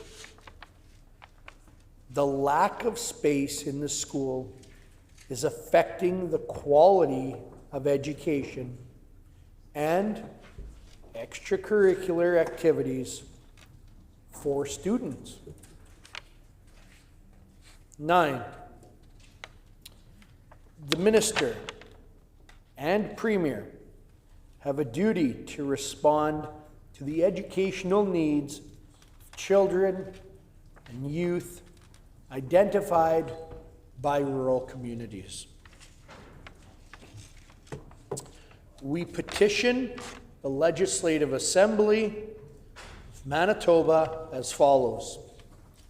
1, to urge the Minister of Education and Early Childhood Learning to immediately bring back the 3 portable classrooms to help alleviate the stress and overcrowding classrooms. And 2, to urge the provincial government to reinstate the expansion project for Green Valley School. This petition has been signed by Ron Friesen, Rick Fast, Katina McDougall, and many, many other Manitobans. The honourable member for Turtle Mountain. Thank you, Honourable Speaker. I wish to present the following petition to the Legislative Assembly of Manitoba. The background of this petition is as follows. Number 1, thanks to the investment made under the previous PC provincial government as part of the Clinical and Preventative Service Plan, construction of a new Portage Regional Health Facility was underway. The facility and the surrounding community would greatly benefit from the added diagnostic machinery and equipment, but specifically the addition of a MRI machine. Number 2, an MRI machine is a non-invasive medical imaging technique that is used to a magnetic field and computer-generated radio waves to create detailed images of organs and tissues in the human body. It is used for diagnosis, detection, diagnosis, and treatment monitoring. Number 3, Portage la Prairie is centrally located in Manitoba and is on highway number 1 highway in Southern Health Authority. Currently, there is only 1 MRI machine in the RHA. Number 4, an MRI machine located in Portage Regional Health Facility will reduce transportation costs for patients as well as reduce the burden on stretcher services and ambulance use. It will bring care closer to home and reduce wait times for MRI scans across the province. Number 5, located around Portage la Prairie are the Dakota Teepee, Dakota Plains, Sandy Bay, and Long Plains First Nation reserves. Indigenous people in Canada disproportionately face barriers in access to service and medical care. An MRI machine located in Portage la Prairie Health Facility will bring care closer to their home communities and provide greater access to diagnosis testing. Number 6, located is close proximity to the regional health facility is the Southport Airport. The aerodrome has a runway length that is more than adequate to support medical air ambulance services. This would provide the opportunity to transport patients by their more remote communities to access MRI imaging services. Number 7, the average wait time for Manitobans to receive an MRI scan is currently 6 to 8 months. Having the MRI machine in Portage Regional Health Facility will help reduce the wait times for patients and provide better care sooner. We petition the Legislative Assembly of Manitoba as follows. To urge the provincial government to support the investment and replace an MRI machine in the replacement of an MRI machine in Portage Regional Health Facility in Portage la Prairie, Manitoba. This has been signed by Chance Horn, Dwight Berry, Dion Michalchuk, and many, many other Manitobans. The honourable member for Agassiz. Thank you, Honourable Speaker. I wish to present the following petition. to the Legislative Assembly of Manitoba. The background to this petition is as follows. Number 1, all Manitobans deserve to feel safe in their homes and communities. Number 2, throughout Manitoba, rural communities are seeing dramatic increases in criminal activities targeting individuals and property, which has eroded their sense of safety. Number 3, though communities pay taxes for RCMP coverage, many have lost local policing as RCMP detachments consolidate. This situation is unacceptable to communities who expect a level of service and police protection.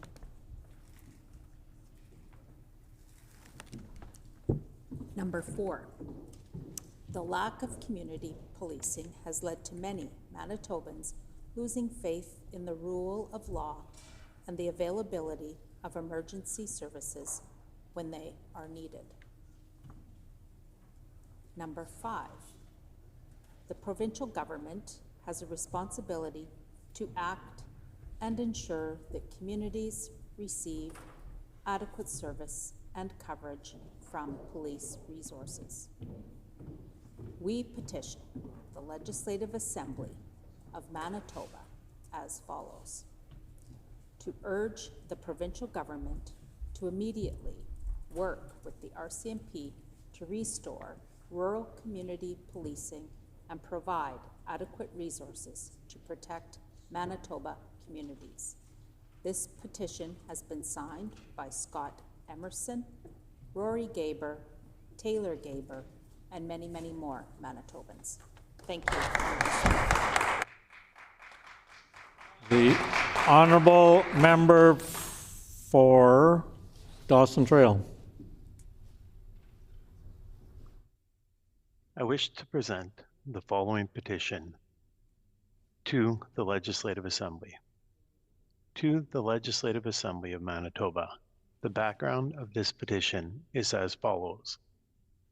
Number 1, thanks to the investments made under the previous PC provincial government as part of the Clinical and Preventative Service Plan, construction for the new Portage Regional Health Facility is well underway.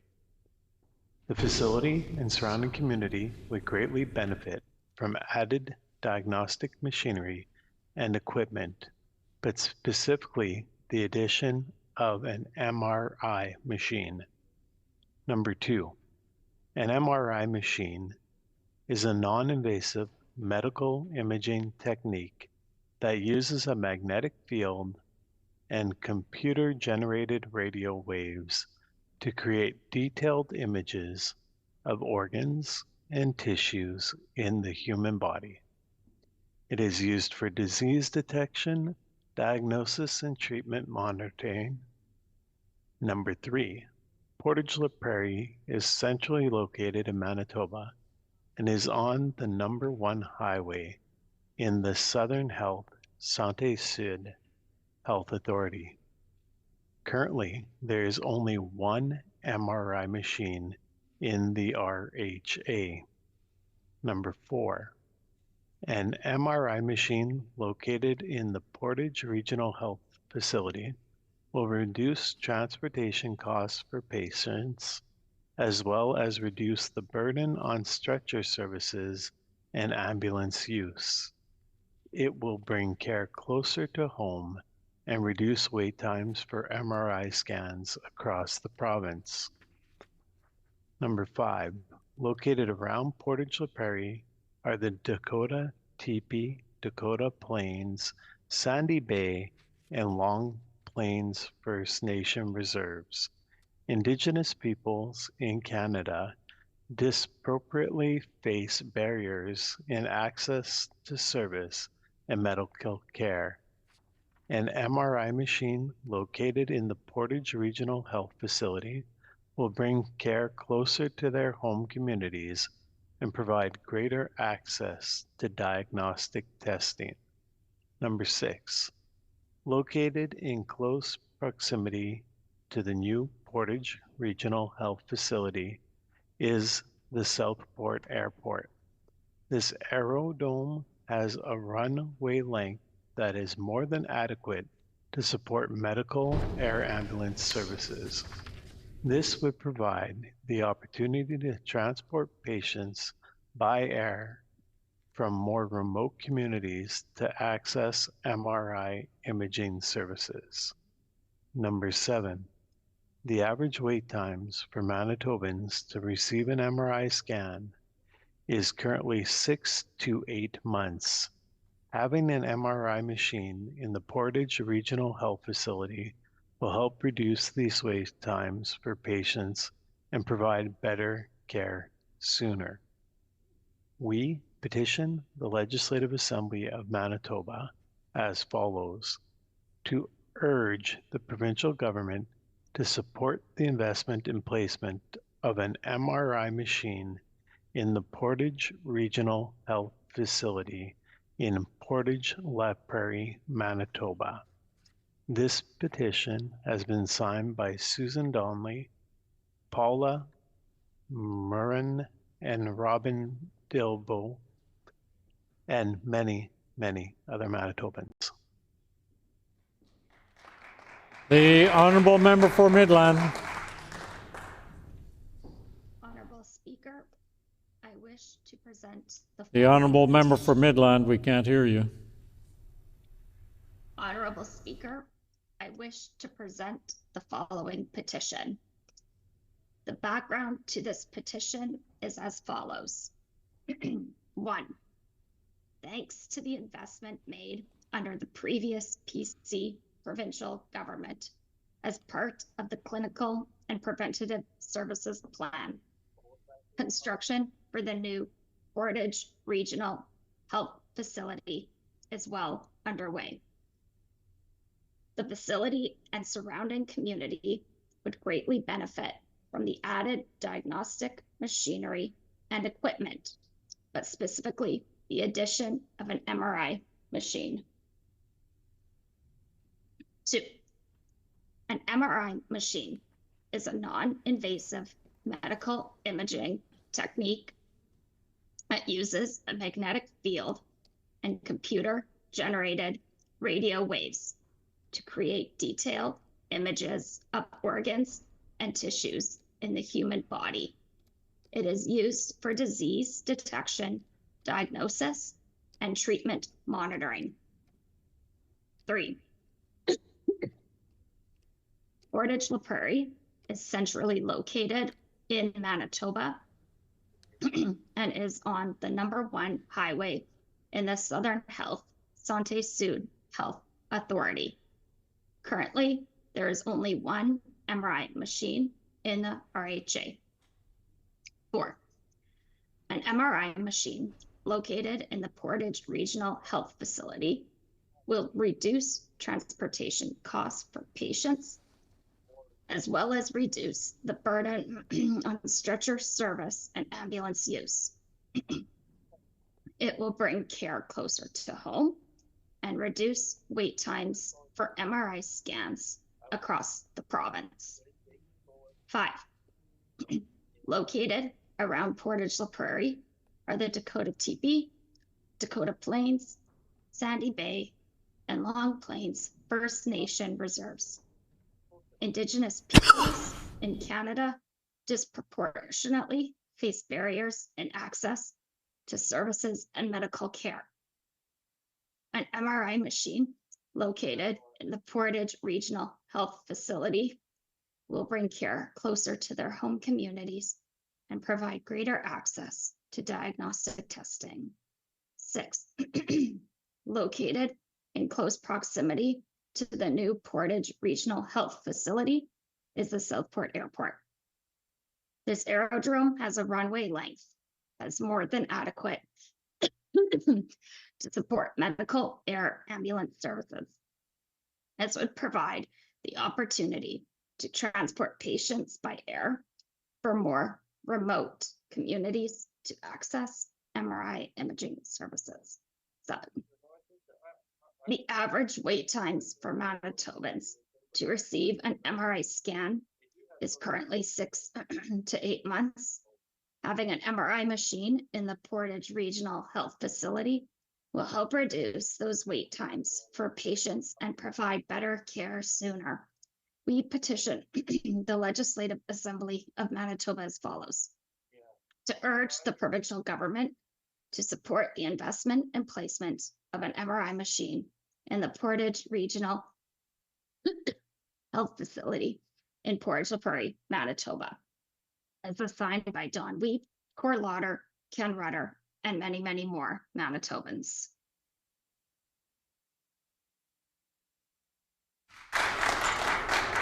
The honourable member for Red River North.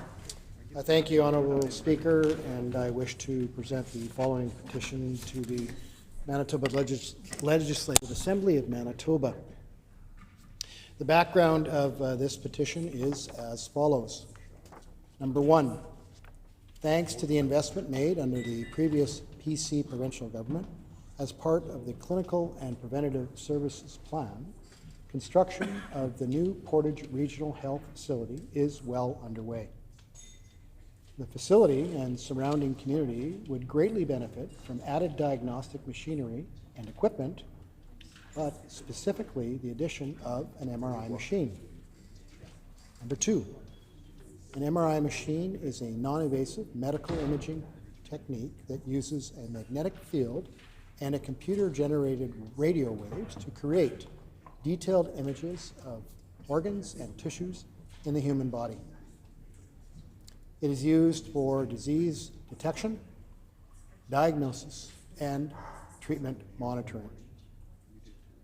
Number three, Portage La Prairie is centrally located in Manitoba and is on the #1 highway in the Southern Health, Saint-Denis Health Authority. Currently, there is only one MRI machine in the RHA. Number four, an MRI machine located in the Portage Regional Health Facility will reduce transportation costs for patients, as well as reduce the burden on stretcher services and ambulance use. It will bring care closer to home and reduce wait times for MRI scans across the province. Number five, excuse me. Located around Portage La Prairie are the Dakota Teepee, Dakota Plains, Sandy Bay, and Long Plains First Nation reserves. Indigenous peoples in Canada disproportionately face barriers in access to services and medical care.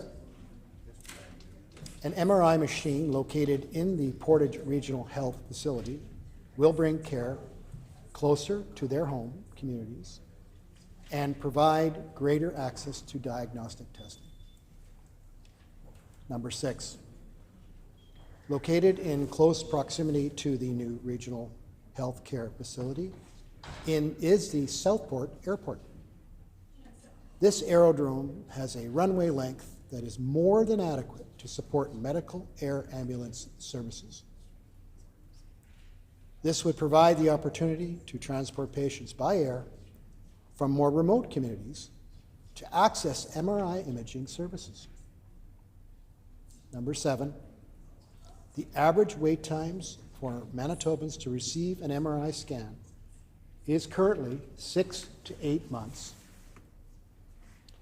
Having an MRI machine in the Portage Regional Health Facility will help reduce these wait times for patients and provide better care sooner.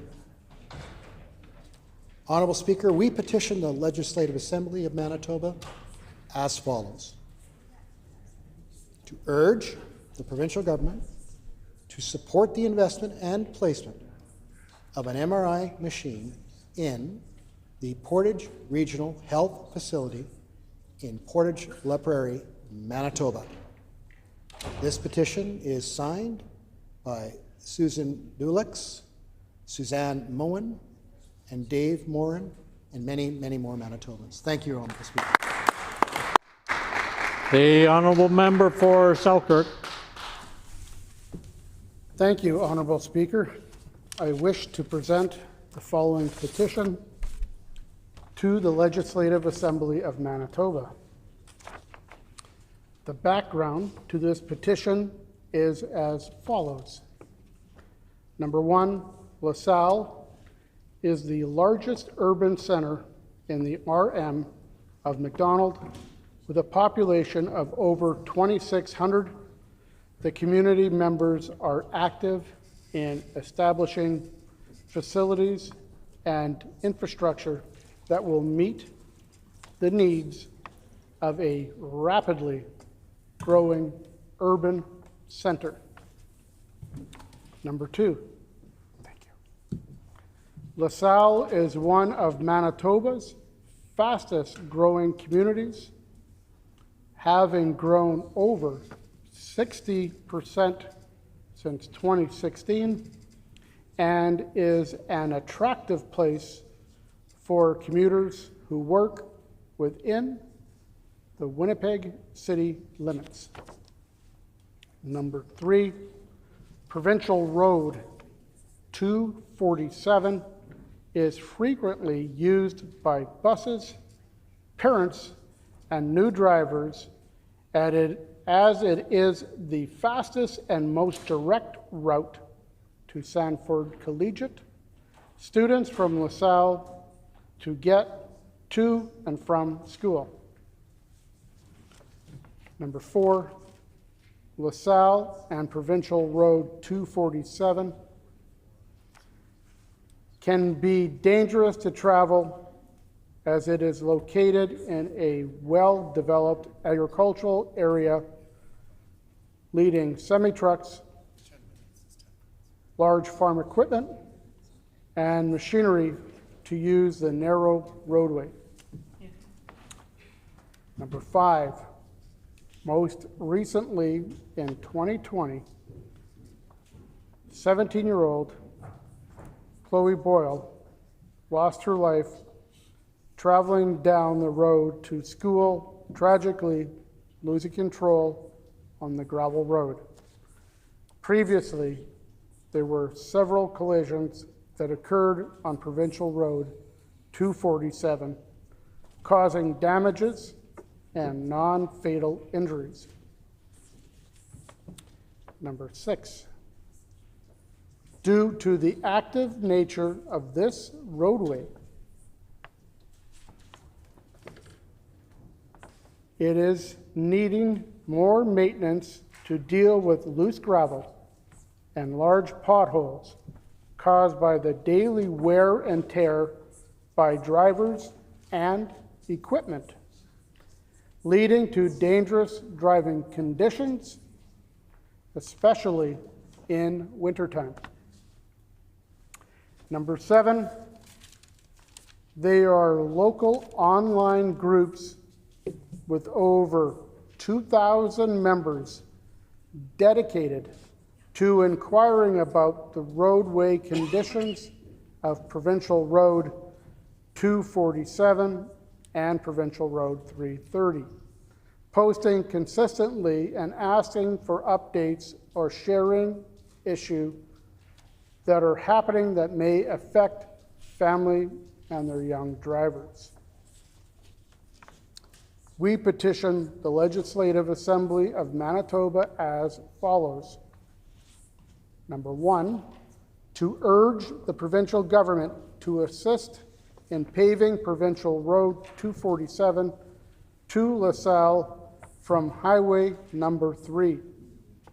Number two, to urge the provincial government to ensure the safety of local residents as young drivers who use Provincial Road 247 from LaSalle so that they have a safe way to access education year-round.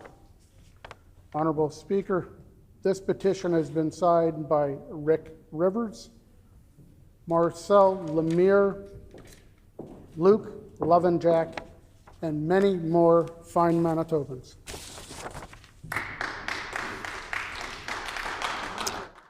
The honourable member for Roblin. Thank you, Honourable Speaker. I wish to present the following petition. To the Legislative Assembly of Manitoba. The background to this petition is as follows. Number 1, Highway 1 through the RM of Headingley is increasingly busy with vehicular traffic. As a major truck and transportation route that runs through both commercial and residential areas, safety is of paramount importance.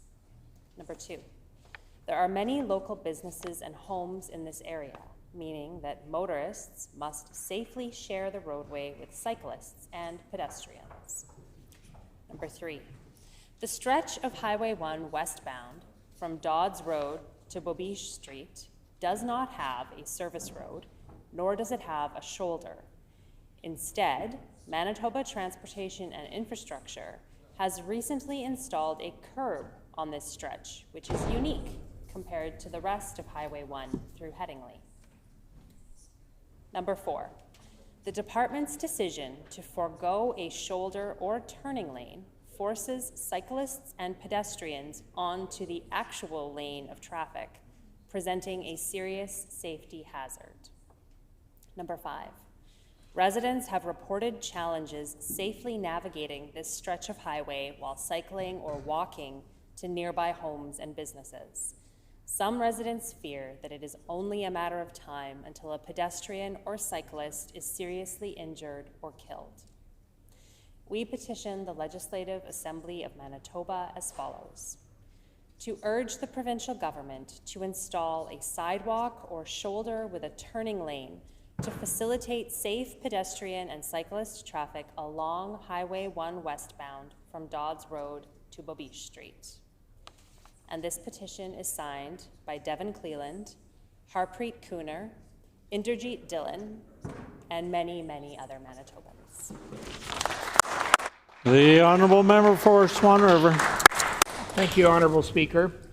I wish to present the following petition. To the Legislative Assembly of Manitoba. These are the reasons for this petition. Number 1, upgrading Provincial Trunk Highway 45 will accelerate economic development as it will enhance connectivity, facilitate efficient transportation, and promote economic growth in the region. Number 2, economic development will be further enhanced as improved road infrastructure attracts business, encourages investment, and creates job opportunity.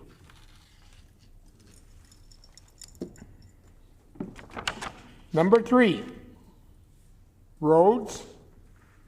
Meeting the Roads and Transportation Association of Canada, RTAC, standards improve both safety and efficiency as they can handle heavier loads, reducing the number of trips required for goods transportation. Number 4, safer roads further benefit both commuters and commercial vehicles, minimizing accidents and damage. Number 5, upgrading to RTAC standards ensures resilience to challenges caused by climate change, such as thawing and flooding, which negatively impact road conditions. Number 6, efficient transportation networks contribute to Manitoba's economic competitiveness as upgraded roads support interprovincial and international goods movement, benefiting both trade and commerce. We petition the Legislative Assembly of Manitoba as follows. To urge the Minister of Transportation and Infrastructure to take the necessary steps to upgrade Provincial Trunk Highway 45 from Russell to Provincial Trunk Highway 10 to meet RTAC standards. This petition signed by Regan Wachishin, Jody Gerard, Darren Rosdesko, and many, many, many other Manitobans. The honourable member for Borderland. Honourable Speaker, I wish to present the following petition to the Legislative Assembly of Manitoba. The background to this petition is as follows.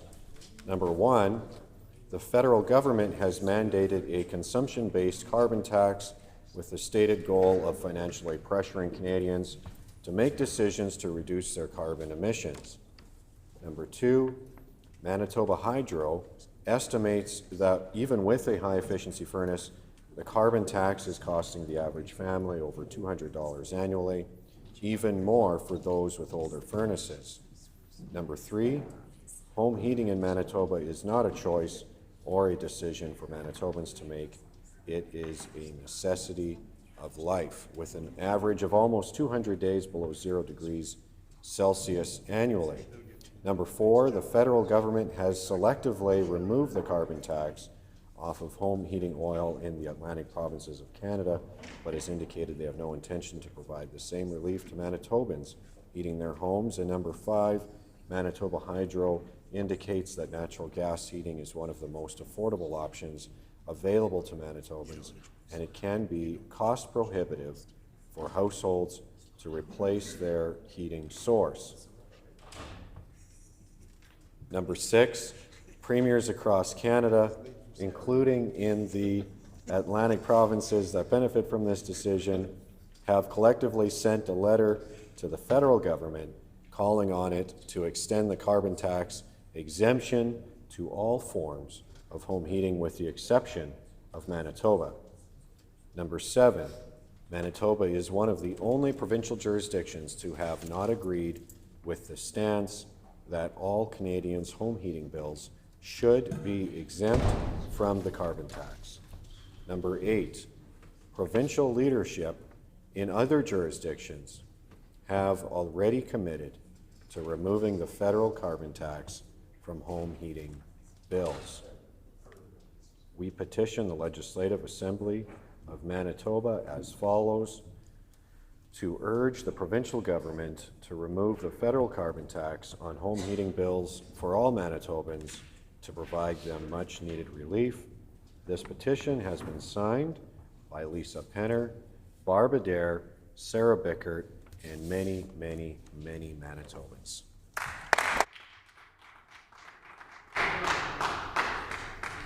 The honourable member for Spruce Woods.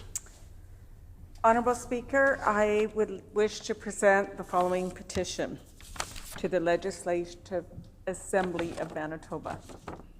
The background to this petition is as follows.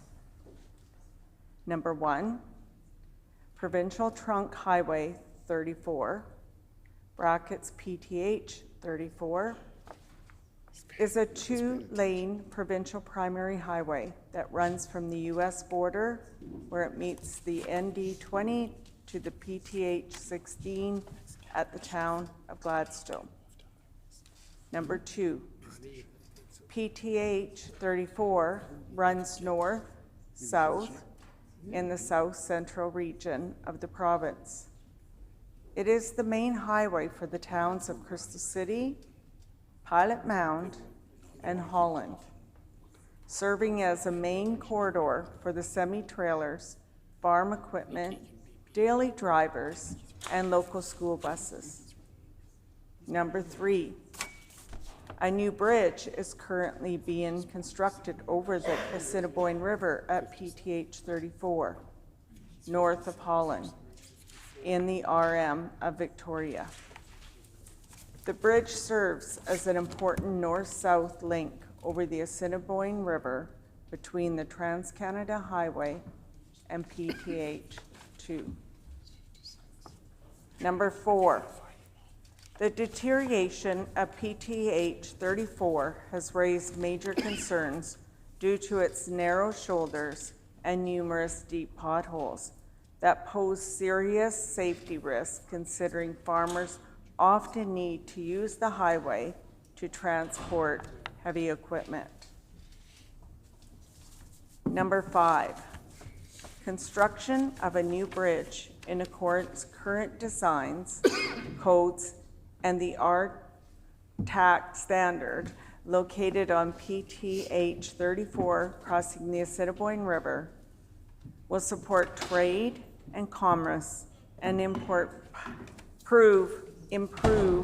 public safety in the area, and also accommodate flood events on the Assiniboine River. We petition the Legislative Assembly of Manitoba as follows: to urge the provincial government to address the conditions of Provincial Trunk Highway 34, making the necessary upgrades to RTAC standard, and to resurface the road once the new bridge has been completed. This has been signed by Connie Rondo, Brad Sawatsky, Marcus Boros, and many, many more Manitobans. The honourable member for Riding Mountain. Honourable Speaker, I wish to present the following petition to the Legislative Assembly of Manitoba.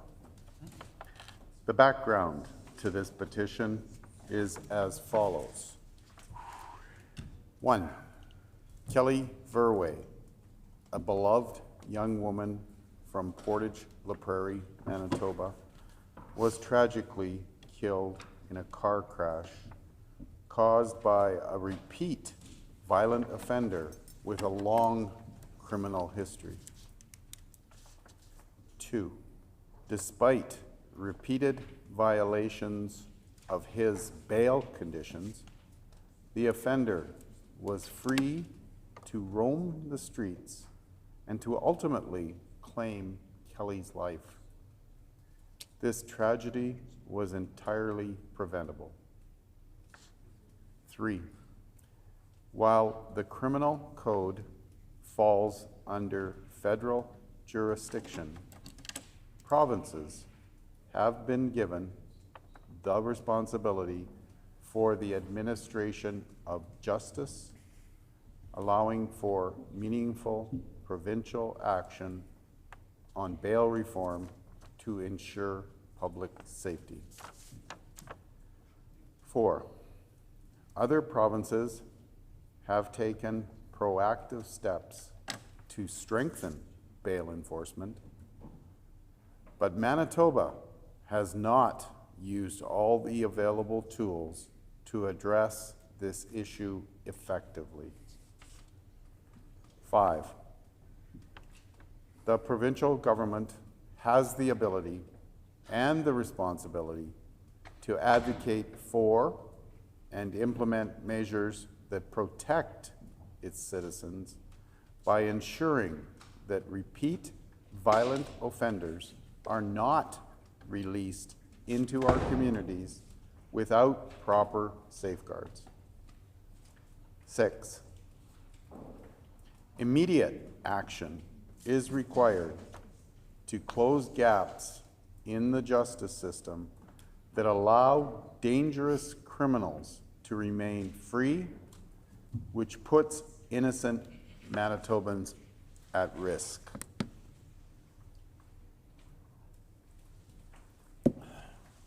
We petition the Legislative Assembly of Manitoba as follows. 1. To urge the provincial government to take immediate and decisive action on bail reform to address serious deficits in enforcement by utilizing all available provincial mechanisms to strengthen warrant enforcement, increasing bail supervision, and opposing release of offenders, thus ensuring that repeat violent offenders are held accountable and that public safety is prioritized over leniency. And 2, to urge the provincial government to lobby the federal government to immediately repeal provisions of the criminal code that allow for the continued victimization of law-abiding Manitobans while granting repeat offenders additional rights. Honorable Speaker, this petition has been signed by Dustin Sharp, Sabrina Byers, Chance Seabury, and many, many, many more Manitobans. Thank you, Honorable Speaker. The Honourable Member for Portage La Prairie. Honourable Speaker, I wish to present the following petition. The background of this petition is as follows. Number 1, thanks to the investment made under the previous PC provincial government as part of the Clinical and Preventative Services Plan, construction for the new Portage Regional Health Facility is well underway. The facility and surrounding community would greatly benefit from added diagnostic machinery and equipment, but specifically the addition of an MRI machine.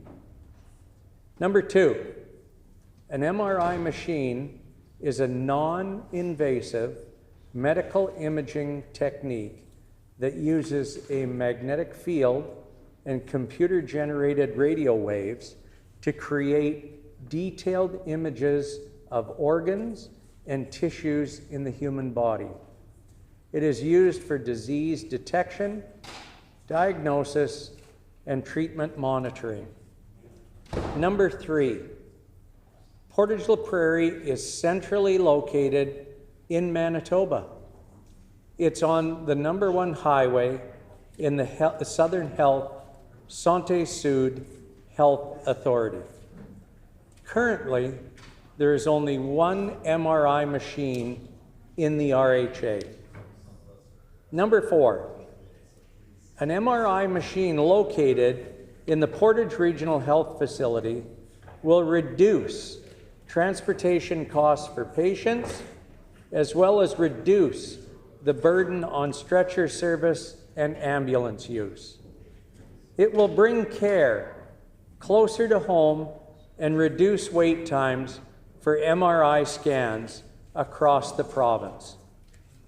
Number 5, located around Portage La Prairie are the Dakota Teepee, Dakota Plains, Sandy Bay, and Long Plains First Nation reserves.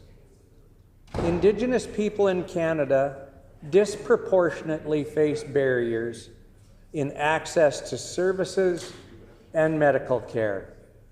An MRI machine located in the Portage Regional Health Facility will bring care closer to their home communities and provide greater access to diagnostic testing.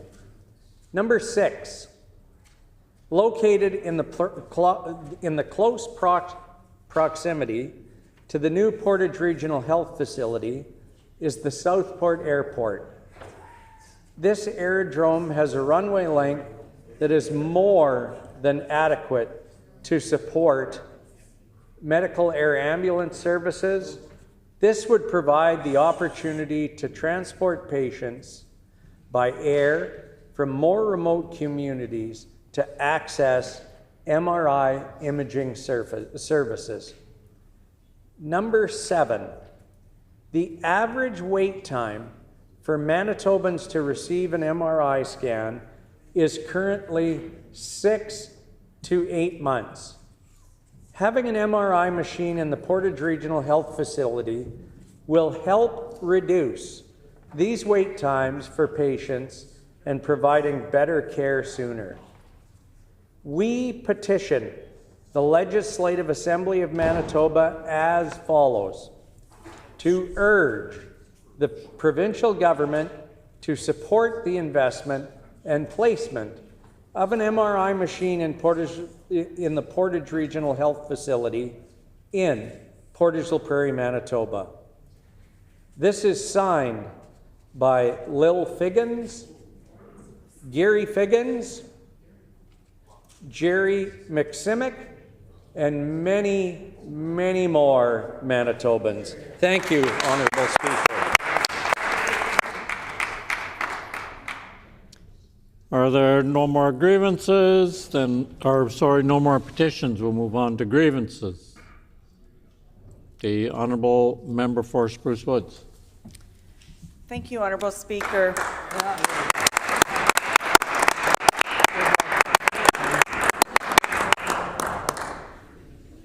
Today I'm going to speak on Spruce Woods, the ones who elected me to be here today, even though they think I wasn't. I've been very busy, and last week I had many meetings with many different people that are very concerned. Some of them are based as development, multiple housing developments. They have been taken away their property tax because of the NDP's new rebate system. And the increase is over 30%, some as high as 38% increase. Crazy, crazy. Spruce Woods Housing Corporation, which just celebrated their 40th anniversary on the weekend, has an increase of just under $17,000 this year, and will be more next year. All these developers said they have to put an increase to the renters. We are living in a time where affordability has been very, very high. It is, young people can no longer hardly afford a home. They're living in apartments, and now this government is taking these rebates off. Keep going. And they've been taking these rebates off. And so for this reason, their rent is going to go up. These are people that can't afford a home. They're living in there because of that. Seniors, immigrants, and young students going to university and to college. Also, the infrastructure projects that were promised during my by-election. Number 2 highway is still a mess. That's a shocker. My daughter had her wedding in June, and my mother was out from, 92-year-old mother was out from BC, and we were driving down the highway to her place on number 2, and she said, I honestly think something needs to be done to your highways. This is ridiculous, Colleen. My back's sore. I feel nauseated. I feel like it's horrible. My 3-year-old granddaughter said, Mom, this road makes me get a headache. They decided they were going to fix the holes on election day. Well, what ended up happening was they didn't sink in, and now they're like speed bumps. So when you're driving down number 2 highway, you got to be careful. Now in the dark, it really worries me because this highway is very, very busy in our riding, and you hit that bump in the middle of the night, you're going somewhere, and not down number 2 highway. That's right. We have number 5 highway, right with the provincial park. I've gotten calls from people that visit this park in the summer, all the way from Dauphin. Love Spruce Woods provincial program, or campground. Love it. but will not go on it because they've had damage over and over from their campers on this highway. I took that highway during the election to go from Brandon over to Glenboro, and it is a mess. And this is a very busy tourism highway, and a highway to get from highway number 2 over to number 1. Then we got to talk about 34. 34 is an absolute mess. And I'm getting calls from farmers, the potato farmers, that need to get on an R-tax standard highway and have to drive all the way around out of the way to get their potatoes to where their storage. And these highways are absolute mess. We had a 5-year program, this government, when they were in office to get these started and done, and they would have been completed if it wasn't for these delays. And the people remember it. They were not fooled by the re-announcements during my election. Now the farmers, that's another story. Last week when the Minister of Agriculture was away, we had the Minister of Municipal and Northern Relations. I just remind the member that we can't comment on people's absence from the chamber. The honourable member for Spruce Woods. Last week, the acting Minister of Agriculture, the Minister of Municipal and Northern Relations, made a joke when I was asked an agriculture question. I got actually a few emails, and I got a phone call from a farmer in Spruce Woods saying if they think this is so funny, maybe they should try farming instead of sitting in the city and thinking it's a joke. They have put many dollars into these crops, and it takes many dollars to take it off, and we have no markets. We are waiting and waiting for some markets. This is what that's coming from the farmer. And he used to be he was raised on a dairy farm. He should know, you can tell him. So anyway, they're very disappointed in the jokes that they find from the opposition in making jokes instead of doing something for them. See what happens when you go away, Ron? Ron goes away, all goes to hell. Jobs agreement, your new jobs agreement. I have talked to a few companies in Brandon themselves and rural trades people. They're very concerned as they have no union, and they feel that they're going to be left out of many of these jobs. And they are concerned. Oh, they're listening to me anyway. Yeah, I'm glad you're listening. They're paying attention. And paying attention. Yeah. Crime is unbelievable. They like to say they've got it under control, but this is not what's happening in the rural areas. If you look on social media, it's almost daily. Somebody's got people driving in their yards at night on their cameras. Farmers never even used to have cameras on their land. Now they have to have it because of their safety. We never, ever in rural Manitoba, when I was young, locked our doors. When I went to sell my acreage a few years ago, I couldn't even find my keys to sell to the people. But now, today, we lock our doors, we have cameras, we are scared to be alone in our own homes. The seniors are scared to be in their own homes. It is health care. Agency nursing, they want to take it away. I have an ER that told me in the rural area, when this decrease comes down, they will be closing their ER. They will not be able to have the number of staff to staff it. Creamer thinks that's funny. Premier thinks it's funny.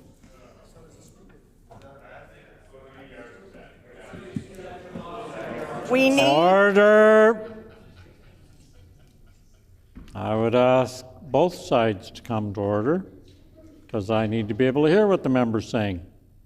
The Honourable Member for Spruce Woods. So without these without filling the positions before they decrease the agency nurses, they will have major closures. And if they think this is funny, you live in rural Manitoba where we're already having unbelievable wait times to have an ambulance or to see an ER. We're traveling miles and miles and miles, not across the city. On bumpy roads. So, yeah, on bumpy roads. That ambulance drivers have even made comments to me on some of these roads. So let's do the promises that we have made during your election, and all these issues would have been taken care of. But instead, we have been ignored in Spruce Woods until this by-election came along. And once it Member's was time done, has expired.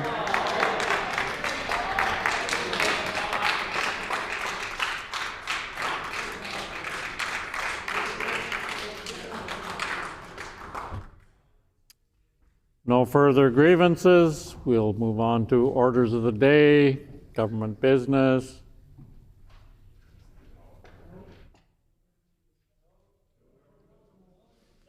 The Honourable Minister of Justice. Thank you very much, Honourable Speaker. Can you please call the start of second reading of Bill 50, the Constitutional Questions Amendment Act, followed by calling the start of third reading of Bill 40, an act respecting O Canada and other observances in land and treaty acknowledgements in schools, Education Administration Act, and Public Schools Amendment Act.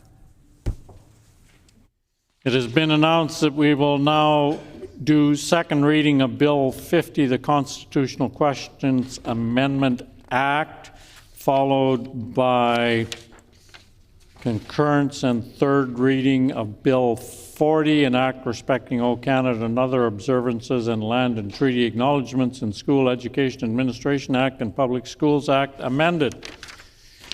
So now Bill 50, the Constitutional Amendment Act, the Honourable First Minister.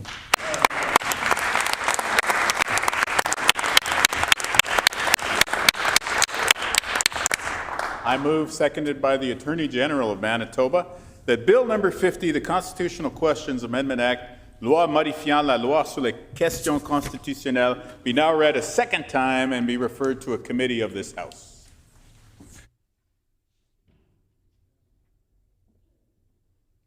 Been moved by the Honourable First Minister, seconded by the Attorney General, that Bill number 50, the Constitutional Questions Amendment Act, be now read a second time and be referred to a committee of this House. The Honourable First Minister.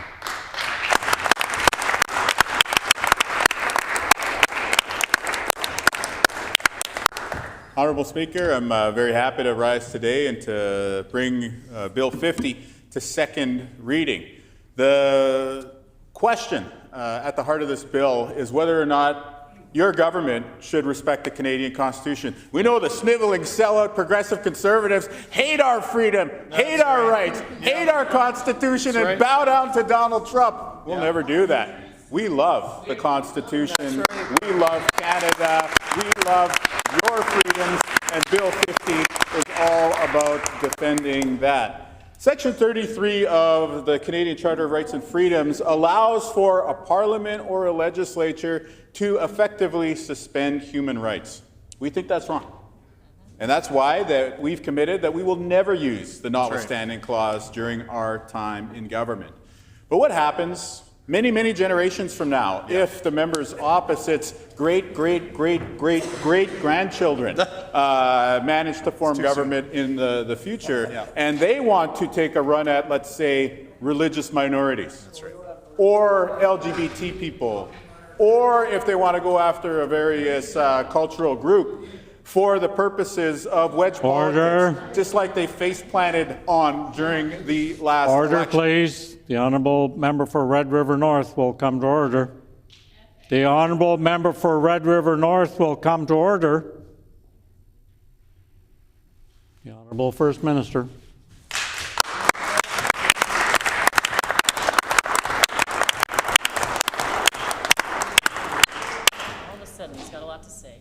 I'd be mad too if I was 10 grand poorer today. Yeah, that's right. And that's exactly the kind of thing we're trying to prevent. That's right. We're trying to prevent unethical conduct in government like that member was just fined for. He's 10 grand poorer today because he broke the conflict of interest law and he violated the what? The Canadian Constitution, the very same Constitution that we are setting out to defend here. Again, Section 33 right now is being used by, let's just say, it's being used by conservative politicians out there.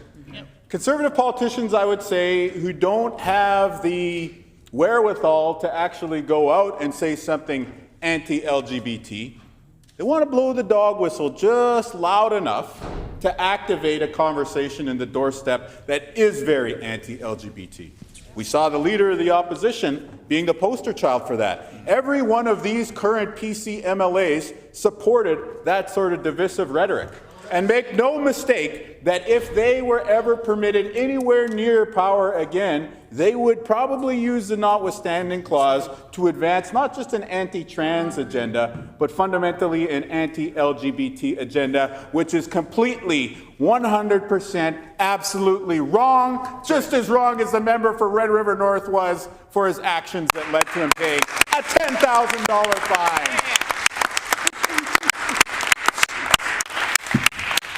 And you know, it's the entitlement that you see from people like Heather Stephenson. The entitlement. Order. Oh, I think we voted on my ethics complaint. And what was the outcome of that? Clear. All good. All good in the hood. What was the outcome of his ethics complaint, Honourable Speaker? 1,000, 2,000, 3,000, 4,000, 5,000. 6. Oh, I'm going to have to go lie down for a little while. I'm going to go have to talk to my financial planner. I'm going to go have to call Grandma. Grandma, sell the farm. 6,000, 7,000. Okay, cousin, uncle down in Florida, I need you to wire me something. Western Union said, oh, David, where are you? Order, please. The Honourable First Minister's gotten pretty far afield, so I would ask him to please keep his comments relevant to the bill. The Honourable First Minister. Bill 50. Bill 50, the Constitutional Questions Amendment Act, would prevent a future rule breaker like the current Red River North MLA who is paying that $9,000, $10,000 fine for violating the very same Constitution by saying this simple premise. If any future right-wing disgrace of a government, just like the Progressive Conservatives, ever gets up and tries to use Section 33, that they'd immediately have to refer Section 33 to a court of law so that a judge, a J-U-D-G-E judge, something that they've never heard of on that side, because they say anytime that they break the rules, I was just doing my job. I was just doing my job, and now I got $10,000 less money because I was doing my job in such an unethical, poor, morally bankrupt fashion that I was fined by the Ethics Commissioner. We'd have a judge rule that people's rights are being violated. And then what happens? It's up to you. That's right. It's up to you, the people of Manitoba, to render your verdict, just like you did to the members opposite when they tried to divide Manitobans on racial lines and on gender lines. And of course, we're rejected. We're rejected and relegated to the very weak opposition stature that they have today, and sent a very clear message that that's not who Manitobans are. That's right. That's right. You might think you got a zinger for the comments section on Instagram, but guess what? Manitobans want decency. Manitobans want unity. Manitobans want people who aren't going to be fined for violating the Constitution, like the member for Red River North, or Heather Stephenson, or Cliff Cullen. Yeah. That's not what Manitobans want. Manitobans want good government, fair decision-making. They want the ability for their children to succeed based on their own merits, not on whose family shares the same last name as somebody else's, which is, by the way, the running motto of the Progressive Conservative Party of Manitoba. And now, what's happening as we debate this bill here? Well, they're already working up their platform and like, how can we ram through more projects next time? Again, 170 years from now when they lose government after taking it maybe 6 months prior. How will we ram through more unethical behavior? Well, guess what? A step like this, Bill 50, is important. On a more realistic level, listen, what we're talking about here is the right for a Hutterite person to be able to maintain their identity in this province without having the heavy hand of government tell them who they are. What we're talking about here is the freedom of a Muslim person or a Christian or a Sikh to be able to pray in the way that they see fit without having the heavy hand of government tell them what to do. What we're talking about are the fundamental freedoms defined in the Charter being protected not just by this government's guarantee that we will not use Section 33, but of ensuring that any future government, such as a descendant of the members opposite, would be bound to get an opinion from a court of law to tell us whether people's rights are being trampled on. That way you, the people, will know next time you vote whether rights were, in effect, being violated. And so this is a common sense law that all members should support, that should be part of the redemption tour of the bi-weekly apologies that their leader gives, that the monthly apologies that their backbenchers deliver. They should really, really get behind this thing. This is about principle. This is about the decision-making that we are in a democracy and it's not a dictatorship. What happens when we start to use this Section 33? Well, it's a slippery slope. It might begin by targeting a vulnerable minority. It might begin, as it did with the leader of the opposition in the recent campaign, trying to target trans kids. But next thing you know, what's going on in Alberta right now as we speak? Notwithstanding clause Section 33 is used to impose a contract on striking workers, teachers. Okay? Now, when we think about that, what's going on here? What pretense is there to negotiate? What expectation is there to actually bargain in good faith if all of a sudden you can just slap Section 33 down and get whatever you want? That's not what this country is based on. That's right. This country is based on one person, one vote. This country is based on equal treatment before the law. This country is based on fair dealing from your government. Something that all those PCs forgot about. 7.5 years they were here in government. They only ever got elected because of Brian Pallister. Let's remember, their party hasn't won an election without him in more than 3 decades. Yeah. None of them can mention his name again. But that sense of entitlement, even though none of them actually earned their spots around the cabinet table, that sense of entitlement just wrapped itself so tightly around them. Even after they were shown the door by the people of Manitoba, they tried to continue to make consequential decisions. And then they show up and have the temerity to say, I was just doing my job. No, wrong. You lost your job. You were fired by the people of Manitoba, and that's why you're being fined. And that's why, if you had any sense of decency whatsoever, Heather Stephenson, you would get on the phone and call the PCs right now and tell them to support Bill 50.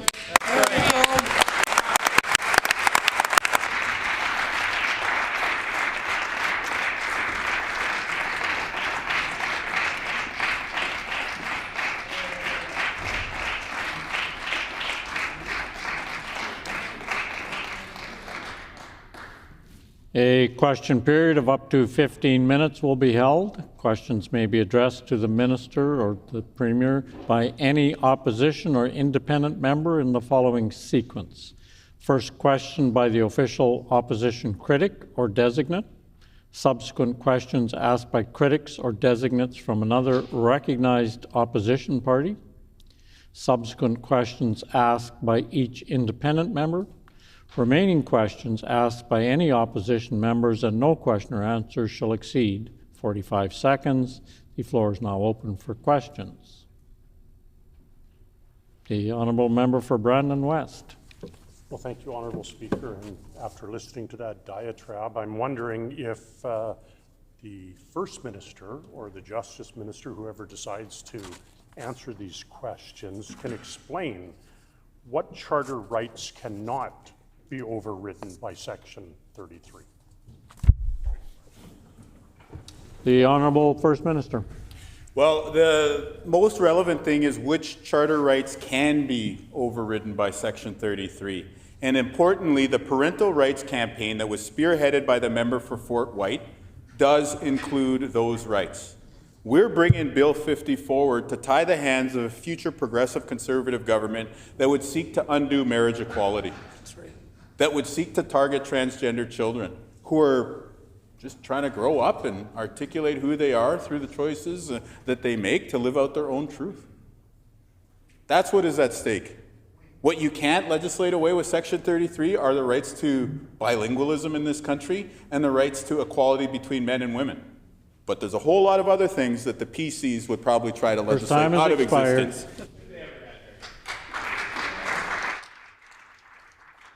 The honourable member for Brandon West.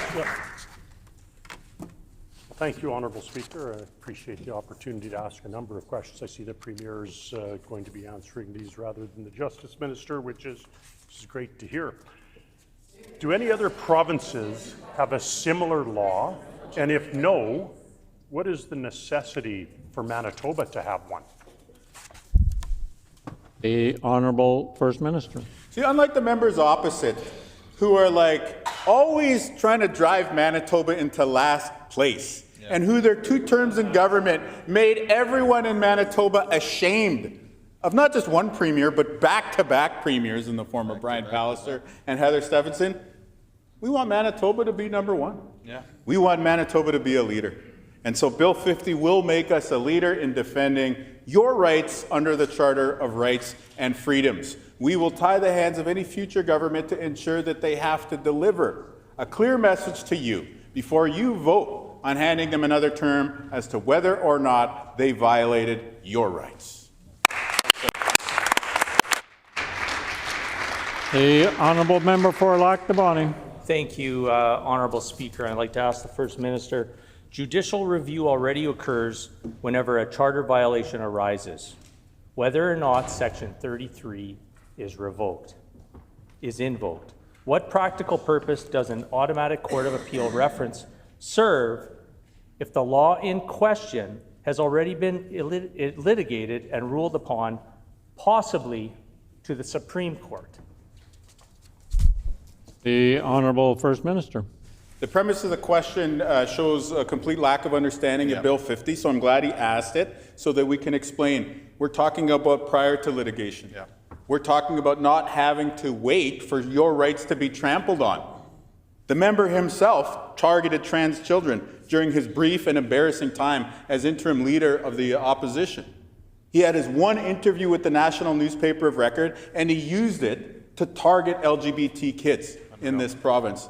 It was an absolute abomination, a total shame. Bill 50 is to prevent trash like those ideas from being passed into law here in Manitoba. The honourable member for Brandon West. Thank you, Honourable Speaker. I'm wondering how the Premier will prevent this process from politicizing the judiciary by forcing the courts to comment on legislation before it is even applied. The Honourable First Minister. This member politicizes the judiciary every single day when he rises in this chamber, and he criticizes the actions of judges, and then he tries to attribute them to my colleague from Concordia. The temerity, the nerve to come forward and ask that question just shows the complete lack of integrity and disingenuous nature of the members opposite. We have a system of balancing arms of government. The legislative and executive arms are balanced by the judicial branch of government. There will be no cross-pollination or interference. This Bill 50 will do exactly what is designed to ensure that the judiciary branch can rule on the Time has overreaches expired. of the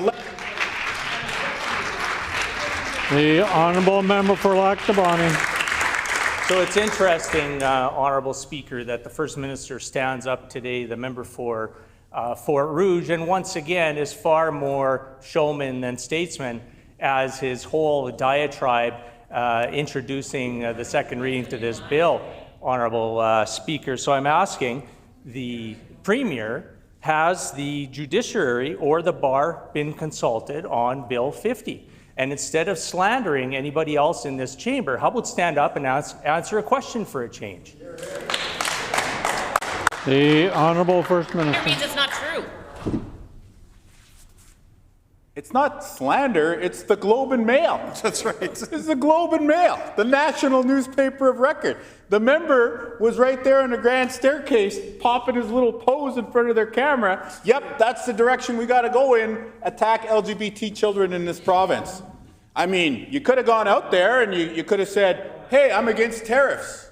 You could have gone out there and said, hey, I want healthcare to be better. You could have gone out there and said, hey, we should focus on the economy.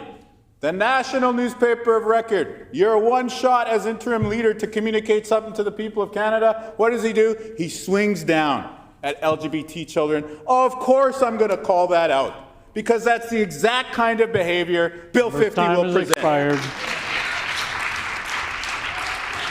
The honourable member for Lac-du-Bonny.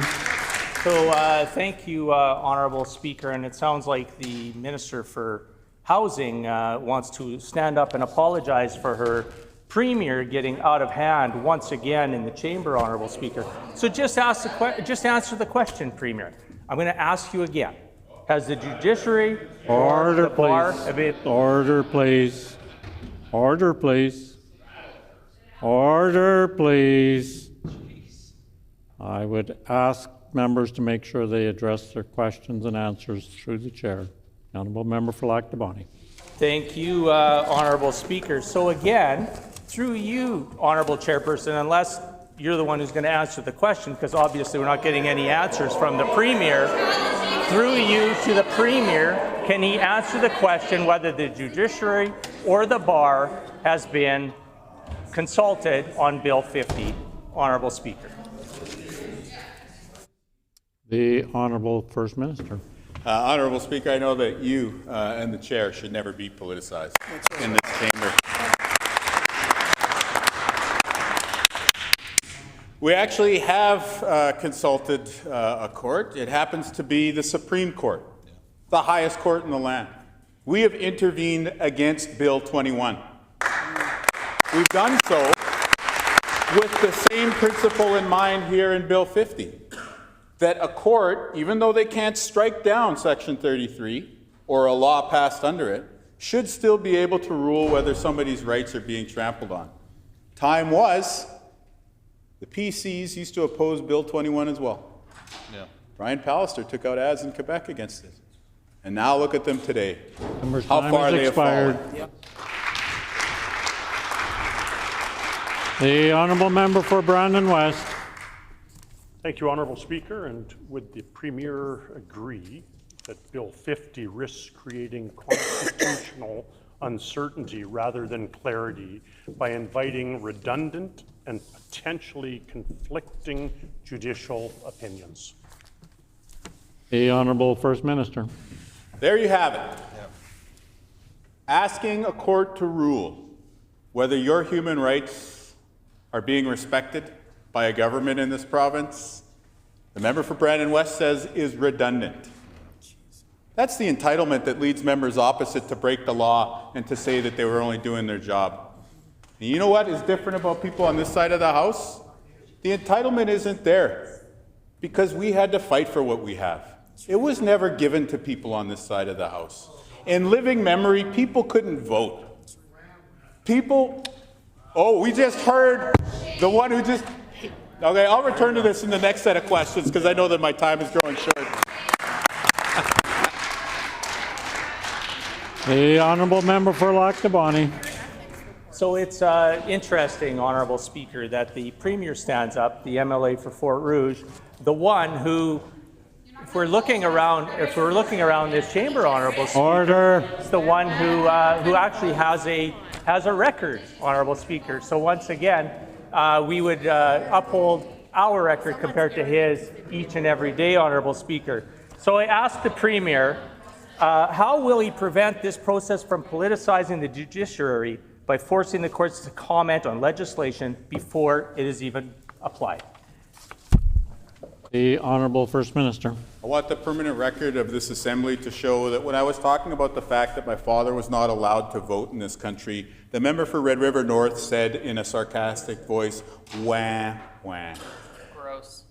The man has debased himself already, being a history maker in breaking the ethics law for the first time in Manitoba. He debased his bank account by paying a fine for the first time in Manitoba history, and now he shows his complete lack of respect for the common history that we all share as Canadians. It is that sort of lack of self-awareness and understanding of our legal framework that is exactly the reason we need Bill 50 to ensure that future governments are going to be kept in check by the judiciary. Time has expired.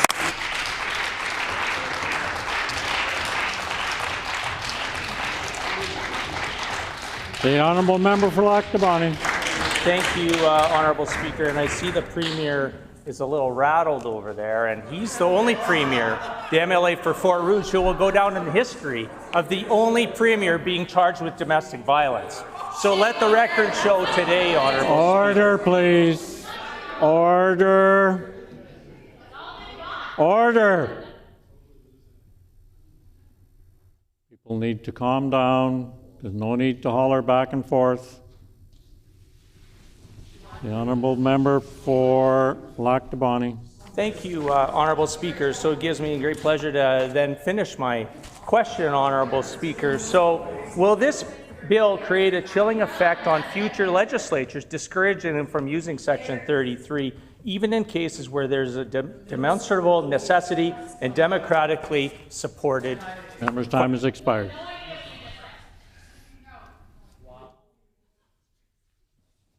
Order, please. The Honourable Minister of Health, or Education and Early Childhood Learning needs to come to order.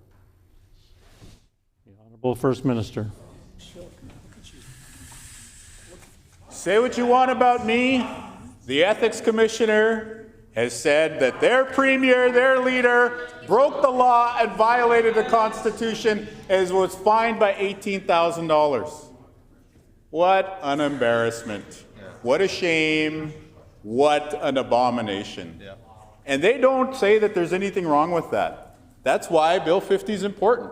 It's clear they don't respect our Constitution now. They were just found to have violated it, and they don't acknowledge that reality. Bill 50 will keep that entitlement in check. That's right. The Honourable Member for Brandon West.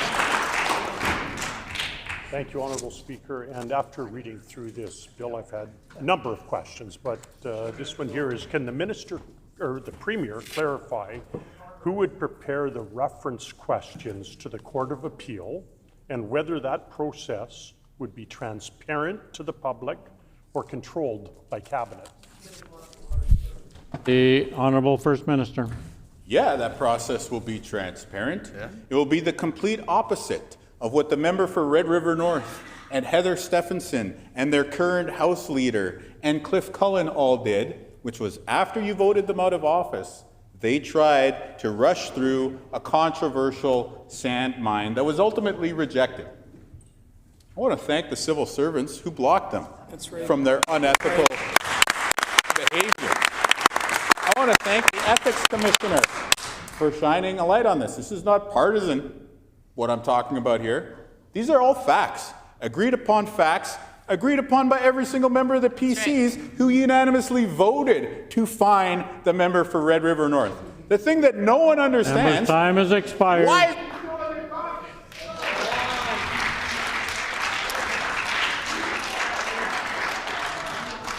The Honourable Member for Lac du Bonny. Thank you, Honourable Speaker. If a law includes a Section 33 declaration, but no one challenges it, I'd like to ask the Premier, is there any constitutional or democratic necessity for judicial involvement at all? And it'd be great if the Premier would actually answer a question in these 15 minutes of Q&A time. Honourable Speaker. The Honourable First Minister. Yes. Because you have to do the right thing even when no one is looking.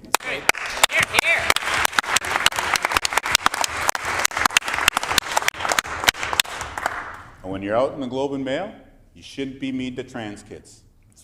When you're given the opportunity to sit in the front bench, you shouldn't attack vulnerable kids.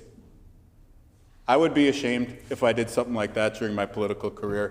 Perhaps a member would like to apologize to everybody.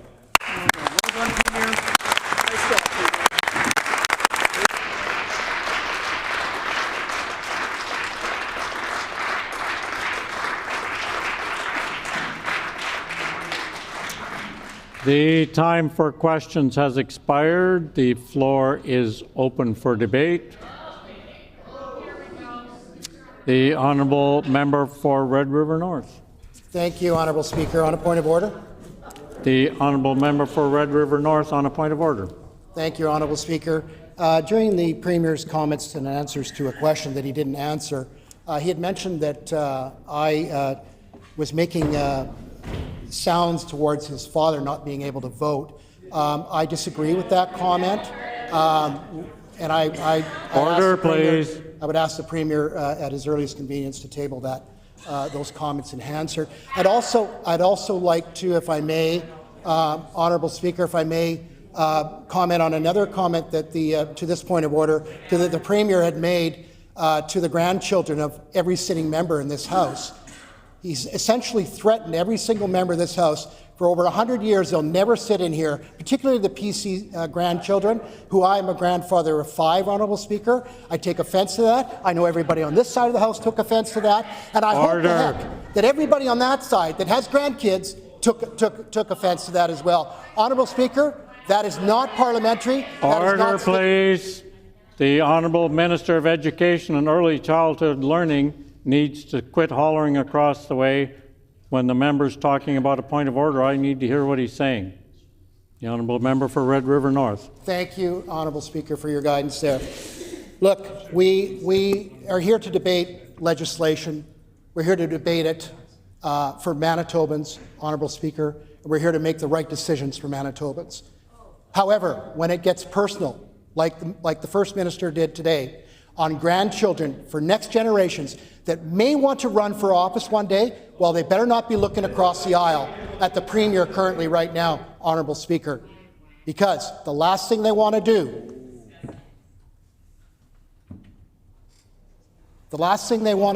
Honourable Speaker, is ever put their name on a ballot and work as hard as every single member, by the way, sitting in this legislature, worked hard to get elected and got elected to apparently come here and simply ridicule and not understand the facts of the right we have to sit in this Legislative Assembly every single day on behalf of Manitobans. Thank you, Honourable Speaker.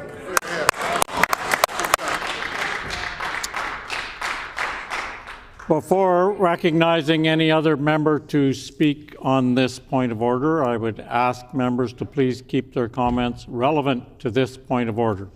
The Honourable Minister of Health. Honourable Speaker, the member for Red River North made a lot of comments in his point of order. I'll start by saying that it is clearly not a valid or appropriate point of order that he's brought forward for your consideration.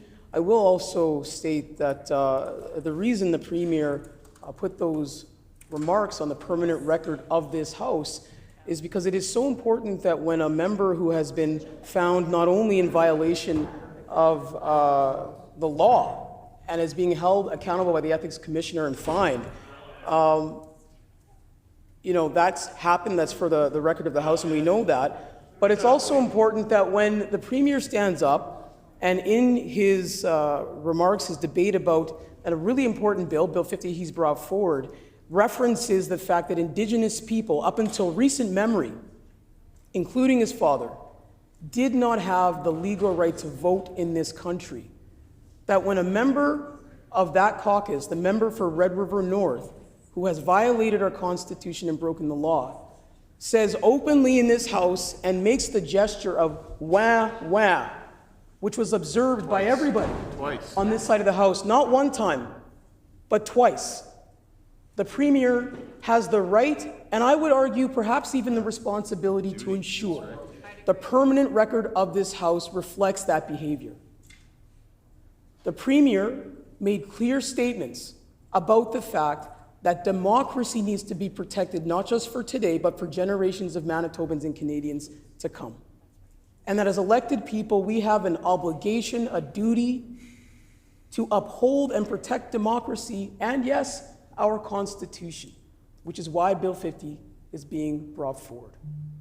Now, the member for Red River North might not like when someone in this House puts remarks on the record that do not allow for him to hide his bad behavior, the same way the member for Red River North did not like that the ethics commissioner found him guilty of breaking the law and that he had to pay a fine to Manitobans.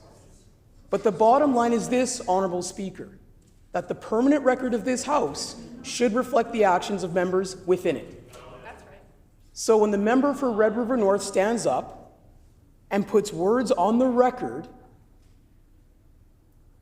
and you'll notice in his remarks, he didn't deny the gesture that he made, and he didn't deny the comments that he made. He doubled down on it, in fact.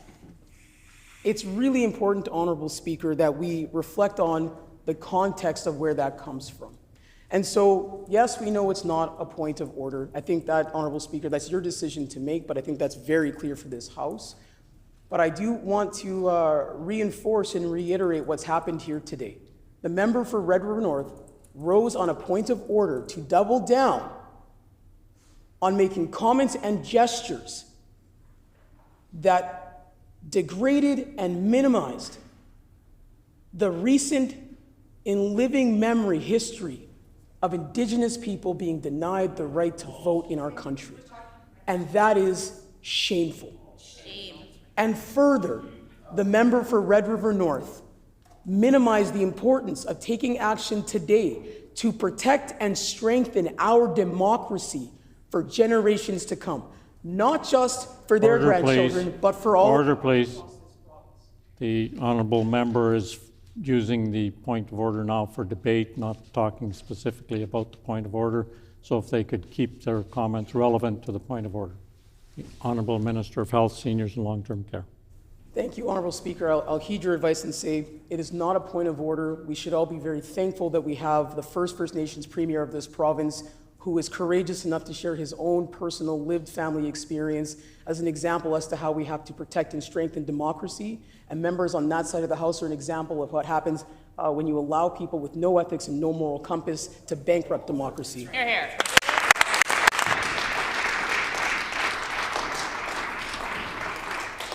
There are no more members wishing to comment on the point of order. Points of order are serious matters. They're serious matters that I, as your speaker, need to make sure I'm ruling the right way on. I have a sense of what my ruling would be at the moment, but I do need to talk it over with clerks and others and make sure that what I think are thinking is correct and that there is factual information to back up what I'm thinking. So therefore, I'm going to take this matter under advisement. And the floor is open for debate. Oh, the Honourable Member for Waverley. On House business? The Honourable Member for Waverley on House business. Earlier today, the Minister of Environment and Climate Change made a statement, a member's statement, and has some names that he would like included in Hansard. Can we please ask for leave to have those included following his statement from earlier today in Hansard? Is there leave to have the names the member or the Minister of Climate and Environment and Climate Change wants to have included in Hansard? Is there leave? Do you The leave needs to be to have those names included in Hansard at the end of his statement. Is there leave? Agreed and so ordered. Now, without further ado, the floor is open for debate. The honourable member for Brandon West.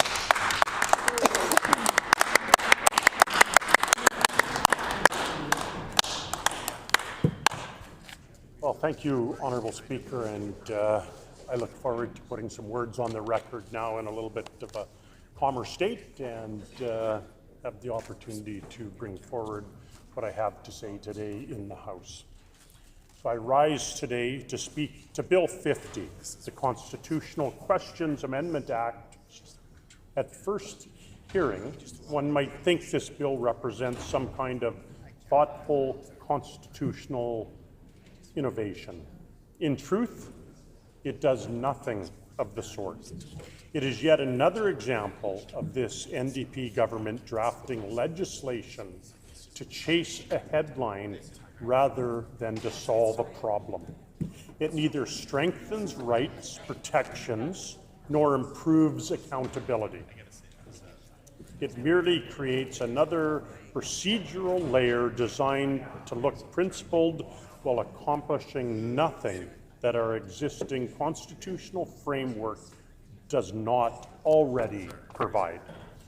Honourable Speaker, this bill will compel the Lieutenant Governor in Council to refer any piece of legislation containing a Section 33 declaration, the so-called notwithstanding clause, to the Manitoba Court of Appeal for an advisory opinion. The government presents that is a safeguard for democracy, but it is really a showpiece. There is no evidence of any constitutional deficiency in Manitoba that require this change, and there has been no consultation with the judiciary, the bar, or constitutional experts to justify it. Manitoba has never invoked Section 33, and no government, NDP or Progressive Conservative, have ever come close. There is no imminent threat to anyone's rights, no pending use of this clause, and no practical urgency. What there is, Honourable Speaker, is a political opportunity for the Premier and his Minister of Justice to posture as defenders of democracy, while the Supreme Court of Canada is already seized with that very question. This bill is not about constitutional clarity, it's about political theatre.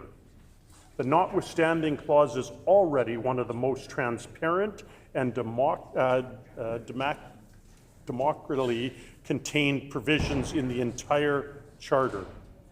It can only be used through express language in legislation. It expires after 5 years, and it must be renewed publicly if a government wants to extend it. That is real accountability. Accountability to the electorate, not by the courts. Bill 50, by contrast, replaces democratic accountability with judicial commentary. It would force the courts to spend time producing academic opinions on law that are already subject to normal charter scrutiny. It is a solution in search of a problem. Honourable Speaker, judicial review already occurs whenever a charter question arises, regardless of whether Section 33 is invoked. In fact, most governments that have ever considered invoking Section 33 have done so only after years of litigation and exhaustive judicial analysis. By the time a legislature chooses to rely on Section 33, the matter has typically been examined by multiple levels of court, sometimes even the Supreme Court of Canada. What Bill 50 proposes is to compel our Court of Appeal to reconsider or comment on matters that the courts may already have ruled upon. That is not judicial review, Honourable Speaker. it is judicial repetition. There are no practical purposes in enforcing an automatic Court of Appeal reference when the constitutional questions will inevitably have been addressed through the normal course of litigation. To ask the same court to consider again a question it has already decided undermines the principle of finality in judicial proceedings. Courts are not debating societies, they exist to decide disputes, not to rehearse conclusions already reached. Moreover, Honourable Speaker, no other jurisdiction in Canada has such a law. Not Alberta, not Saskatchewan, not Ontario, and not British Columbia. If Bill 50 were to pass, Manitoba would be the first and only province in the Federation to require an automatic judicial reference every time Section 33 is invoked. That fact alone should give this House pause.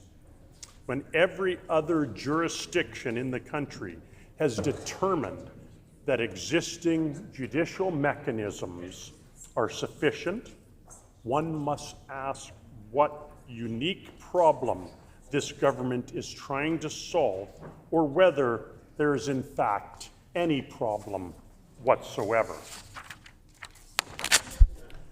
The truth, Honourable Speaker, is that this bill is not born of constitutional need, but of political opportunity.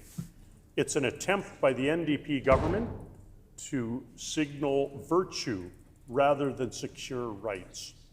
It allows the Premier to posture as a defender of democracy and human rights while avoiding the hard constitutional reality that Section 33 already contains its own democratic safeguards. It is, in short, symbolism masquerading as reform. Let us recall that Manitoba has never invoked Section 33. The NDP has said it never intends to, and our party has no record of using it and has no plans to.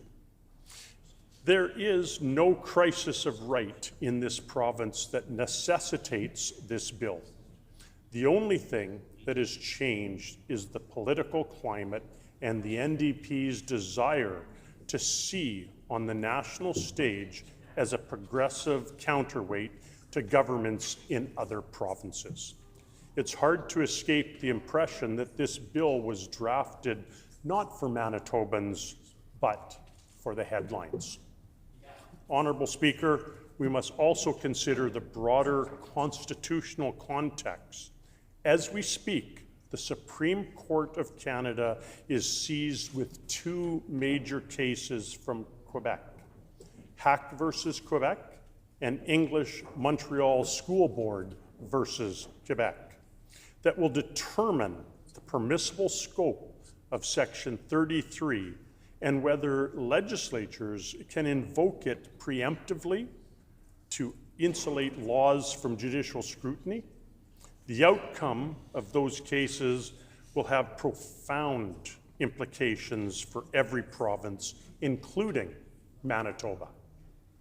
Yet the NDP government, instead of waiting for the Supreme Court's guidance, has chosen to introduce a provincial statute that may itself be rendered obsolete or worse, unconstitutional once that decision is released. This is not prudent governance, it is premature, and it risks putting Manitoba out of step with national constitutional developments. Indeed, Honourable Speaker, Manitoba is the only intervener in those Supreme Court cases that has chosen to side with the federal government rather than with Quebec or with the principle of provincial autonomy. The Premier's government has decided to align itself with the federal Liberals rather than defend the constitutional discretion of provinces. That position is troubling, not only for what it says about this government's view of federalism, but what it reveals about its willingness to politicize judicial processes to achieve a narrative advantage. The Premier has made repeated public comments about the notwithstanding clause that blur the distinction between human rights, legal rights, and democratic rights. In statements to the media, he has suggested that the use of Section 33 amounts to suspending human rights. That assertion is simply inaccurate in constitutional law. Section 33 cannot be used to override democratic rights under Sections 3 to 5, which guarantee the right to vote, to run for office, and to ensure regular legislative sittings. It cannot override mobility rights under Section 6. It cannot override language rights or minority education rights under Sections 16 through 23. It cannot override gender equality under Section 28, and it has no application whatsoever to Indigenous and treaty rights under Section 35 of the Constitution Act 1982. These protections are absolute. They cannot be displaced by any legislature, no matter how bold its declaration. To conflate those immutable guarantees with the limited scope of Section 33 is to mislead Manitobans about the nature of their constitutional protections. It is one thing for a Premier to express a philosophical objection to Section 33. It is rather another entirely to misstate its legal effect in order to justify a piece of redundant legislation. Honourable Speaker, the Charter already contains two mechanisms that ensure balance between courts and legislatures. Section 1 allows governments to limit rights when those limits are demonstrably justified in a free and democratic society. Section 33 allows legislatures, in exceptional circumstances, to assert democratic supremacy after that judicial analysis has occurred. Together, they form a constitutional dialogue, a conversation between the judiciary and the elected representatives of the people. Bill 50 does not enrich that dialogue. It interrupts it by inserting an unnecessary procedural step that achieves nothing substantial. The government argues that this bill promotes transparency, but transparency already exists. The use of Section 33 requires explicit language in legislation. It must be declared openly, debated publicly, and renewed after 5 years if a government wishes to continue its effect. There is no secrecy in the notwithstanding clause. It is among the most visible and politically accountable tools in our constitutional framework. The only thing Bill 50 adds is costs, delay, and confusion.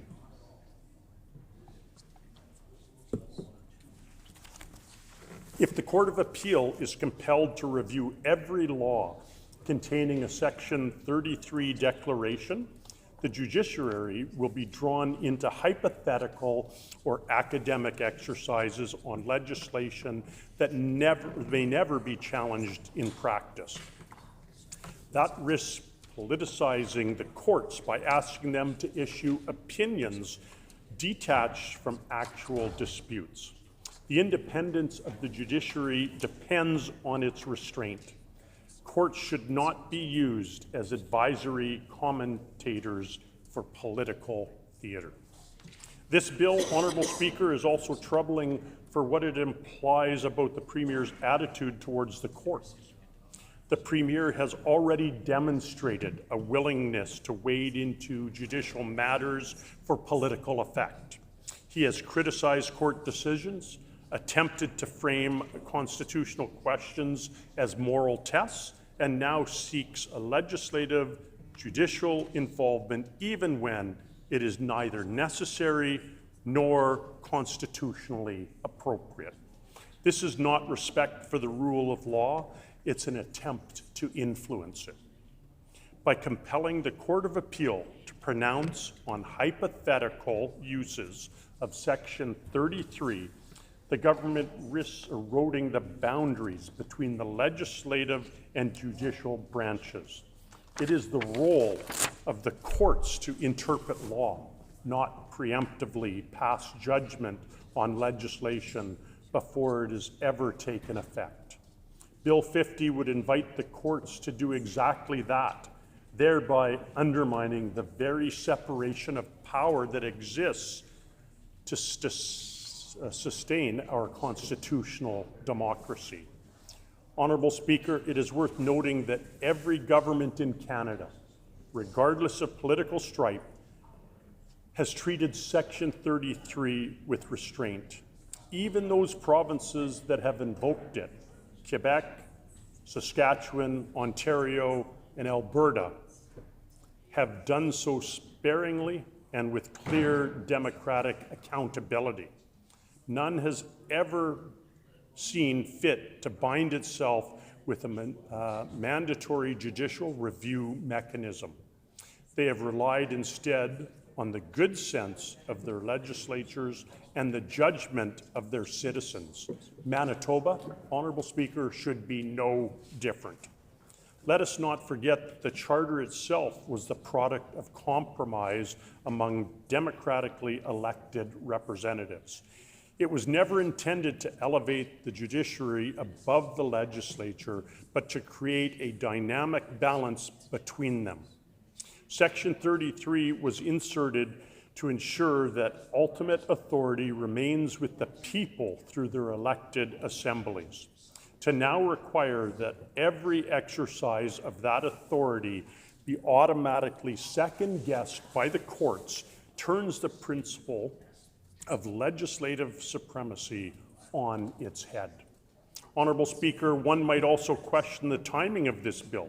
It was introduced late in this legislative session without consultation with the judiciary, the legal profession, or constitutional scholars. No advice from experts like Dwight Newman or reference to the late Peter Hogg's extensive writings on the Charter has been presented. There is no record of consultation with the Manitoba Bar Association or with the Canadian Bar Association's constitutional law section. For a bill that purports to be about transparency and accountability, its own development has been anything but. This government claims urgency, yet there is none. No invocation of Section 33 is pending in Manitoba. No pressing public issue requires this reform. The only urgency appears to be political, the desire to react to events in Alberta, to posture against Premier Smith's comments, and to seize a few sympathetic headlines from national media. In doing so, the NDP once again demonstrates that when faced with choices between good policy and poor politics, it will always choose the latter. Honourable Speaker, even if one were to accept the stated purpose of the bill, its practical consequences are uncertain. Who will draft the questions to be referred to the Court of Appeal? Will Cabinet control the wording? Will the process be transparent to the public or confined to the executive? What if the court decides to hear declines to hear the reference, as it is entitled to do? None of these questions have been answered, Yet we're asked to endorse a statutory process whose operation remains opaque. There's also the question of cost. Court references are not free. They require preparation by government lawyers, scheduling by the judiciary, and extensive submissions by counsel. To mandate such a process every time a legislature uses Section 33, even hypothetically, is to impose an administrative and financial burden on both the executive and the judiciary for no discernible benefit. The government says this bill will strengthen democracy. In truth, it weakens it. It transfers authority from elected legislators to unelected judges by making judicial commentary a compulsory step in what should be a democratic decision. It subverts the will of the electorate. It suggests that the elected representatives of Manitoba cannot be trusted to exercise constitutional judgment without the courts looking over their shoulder. This is not accountability, that is paternalism. Honourable Speaker, it must be said that the NDP has a pattern of using legislation as a platform for self-promotion rather than governance. We've seen it multiple times with their approach to housing and addictions policy. We've seen it in the shoddy accounting practices. We've seen it with Bill 49, where they're in direct opposition of the PUB, an institution expressly tasked with protecting Manitobans' best interests. We saw it with their outright fabrications in regards to agricultural tariff supports, and only an NDP government would think that crop insurance is tariff support. They prefer to chase the story rather than solve the issue.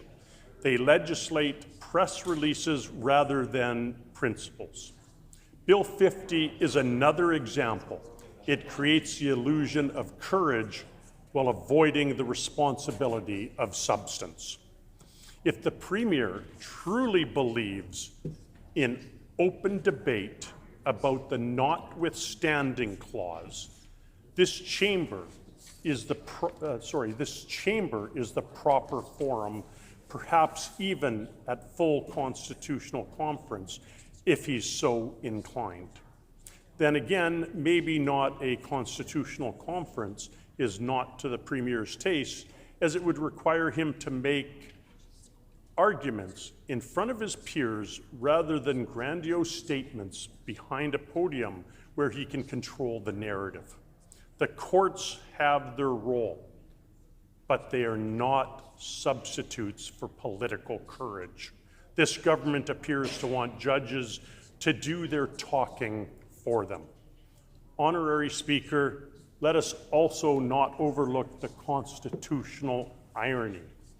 By mandating judicial involvement in legislative decisions, Bill 50 itself may invite constitutional challenge. It is conceivable that the Supreme Court, in its forthcoming ruling in Quebec cases, could find such automatic reference inconsistent with the separation of powers or with the nature of Section 33. In that event, Manitoba would have enacted a law that is unconstitutional in the very name of defending the Constitution. That would be a self-inflicted embarrassment of the highest order. This government should have waited for the Supreme Court's guidance. That is what responsible governments do when complex constitutional issues are before the nation's highest court. Instead, they rush this bill forward to posture for the cameras. It is governance by headlines, not by principle. Honourable Speaker, Section 33 is not a weapon against rights. It is a recognition that rights exist within a democratic framework. It ensures that the Charter remains a living instrument, not a judicial straitjacket. By making its use automatically subjected to judicial commentary, Bill 50 distorts the balance and undermines the very dialogue that the Charter was designed to promote. This bill adds nothing to the protection of Manitobans' rights. It confers no new remedy, creates no new safeguards, and closes no existing gaps. It merely duplicates processes that already function effectively under Section 1 and through the courts. It is, to borrow a phrase, virtue signaling wrapped in legislative form. Honourable Speaker, the Premier has spoken of wanting Manitoba to set an example for the rest of Canada. Unfortunately, this is not the example to set. Leadership is not measured by how loud one proclaims. Order, please. When this matter is again before the House, the honourable member will have 5 minutes remaining. The hour being 5 o'clock, this House is adjourned and stands adjourned until 1:30 p.m. tomorrow.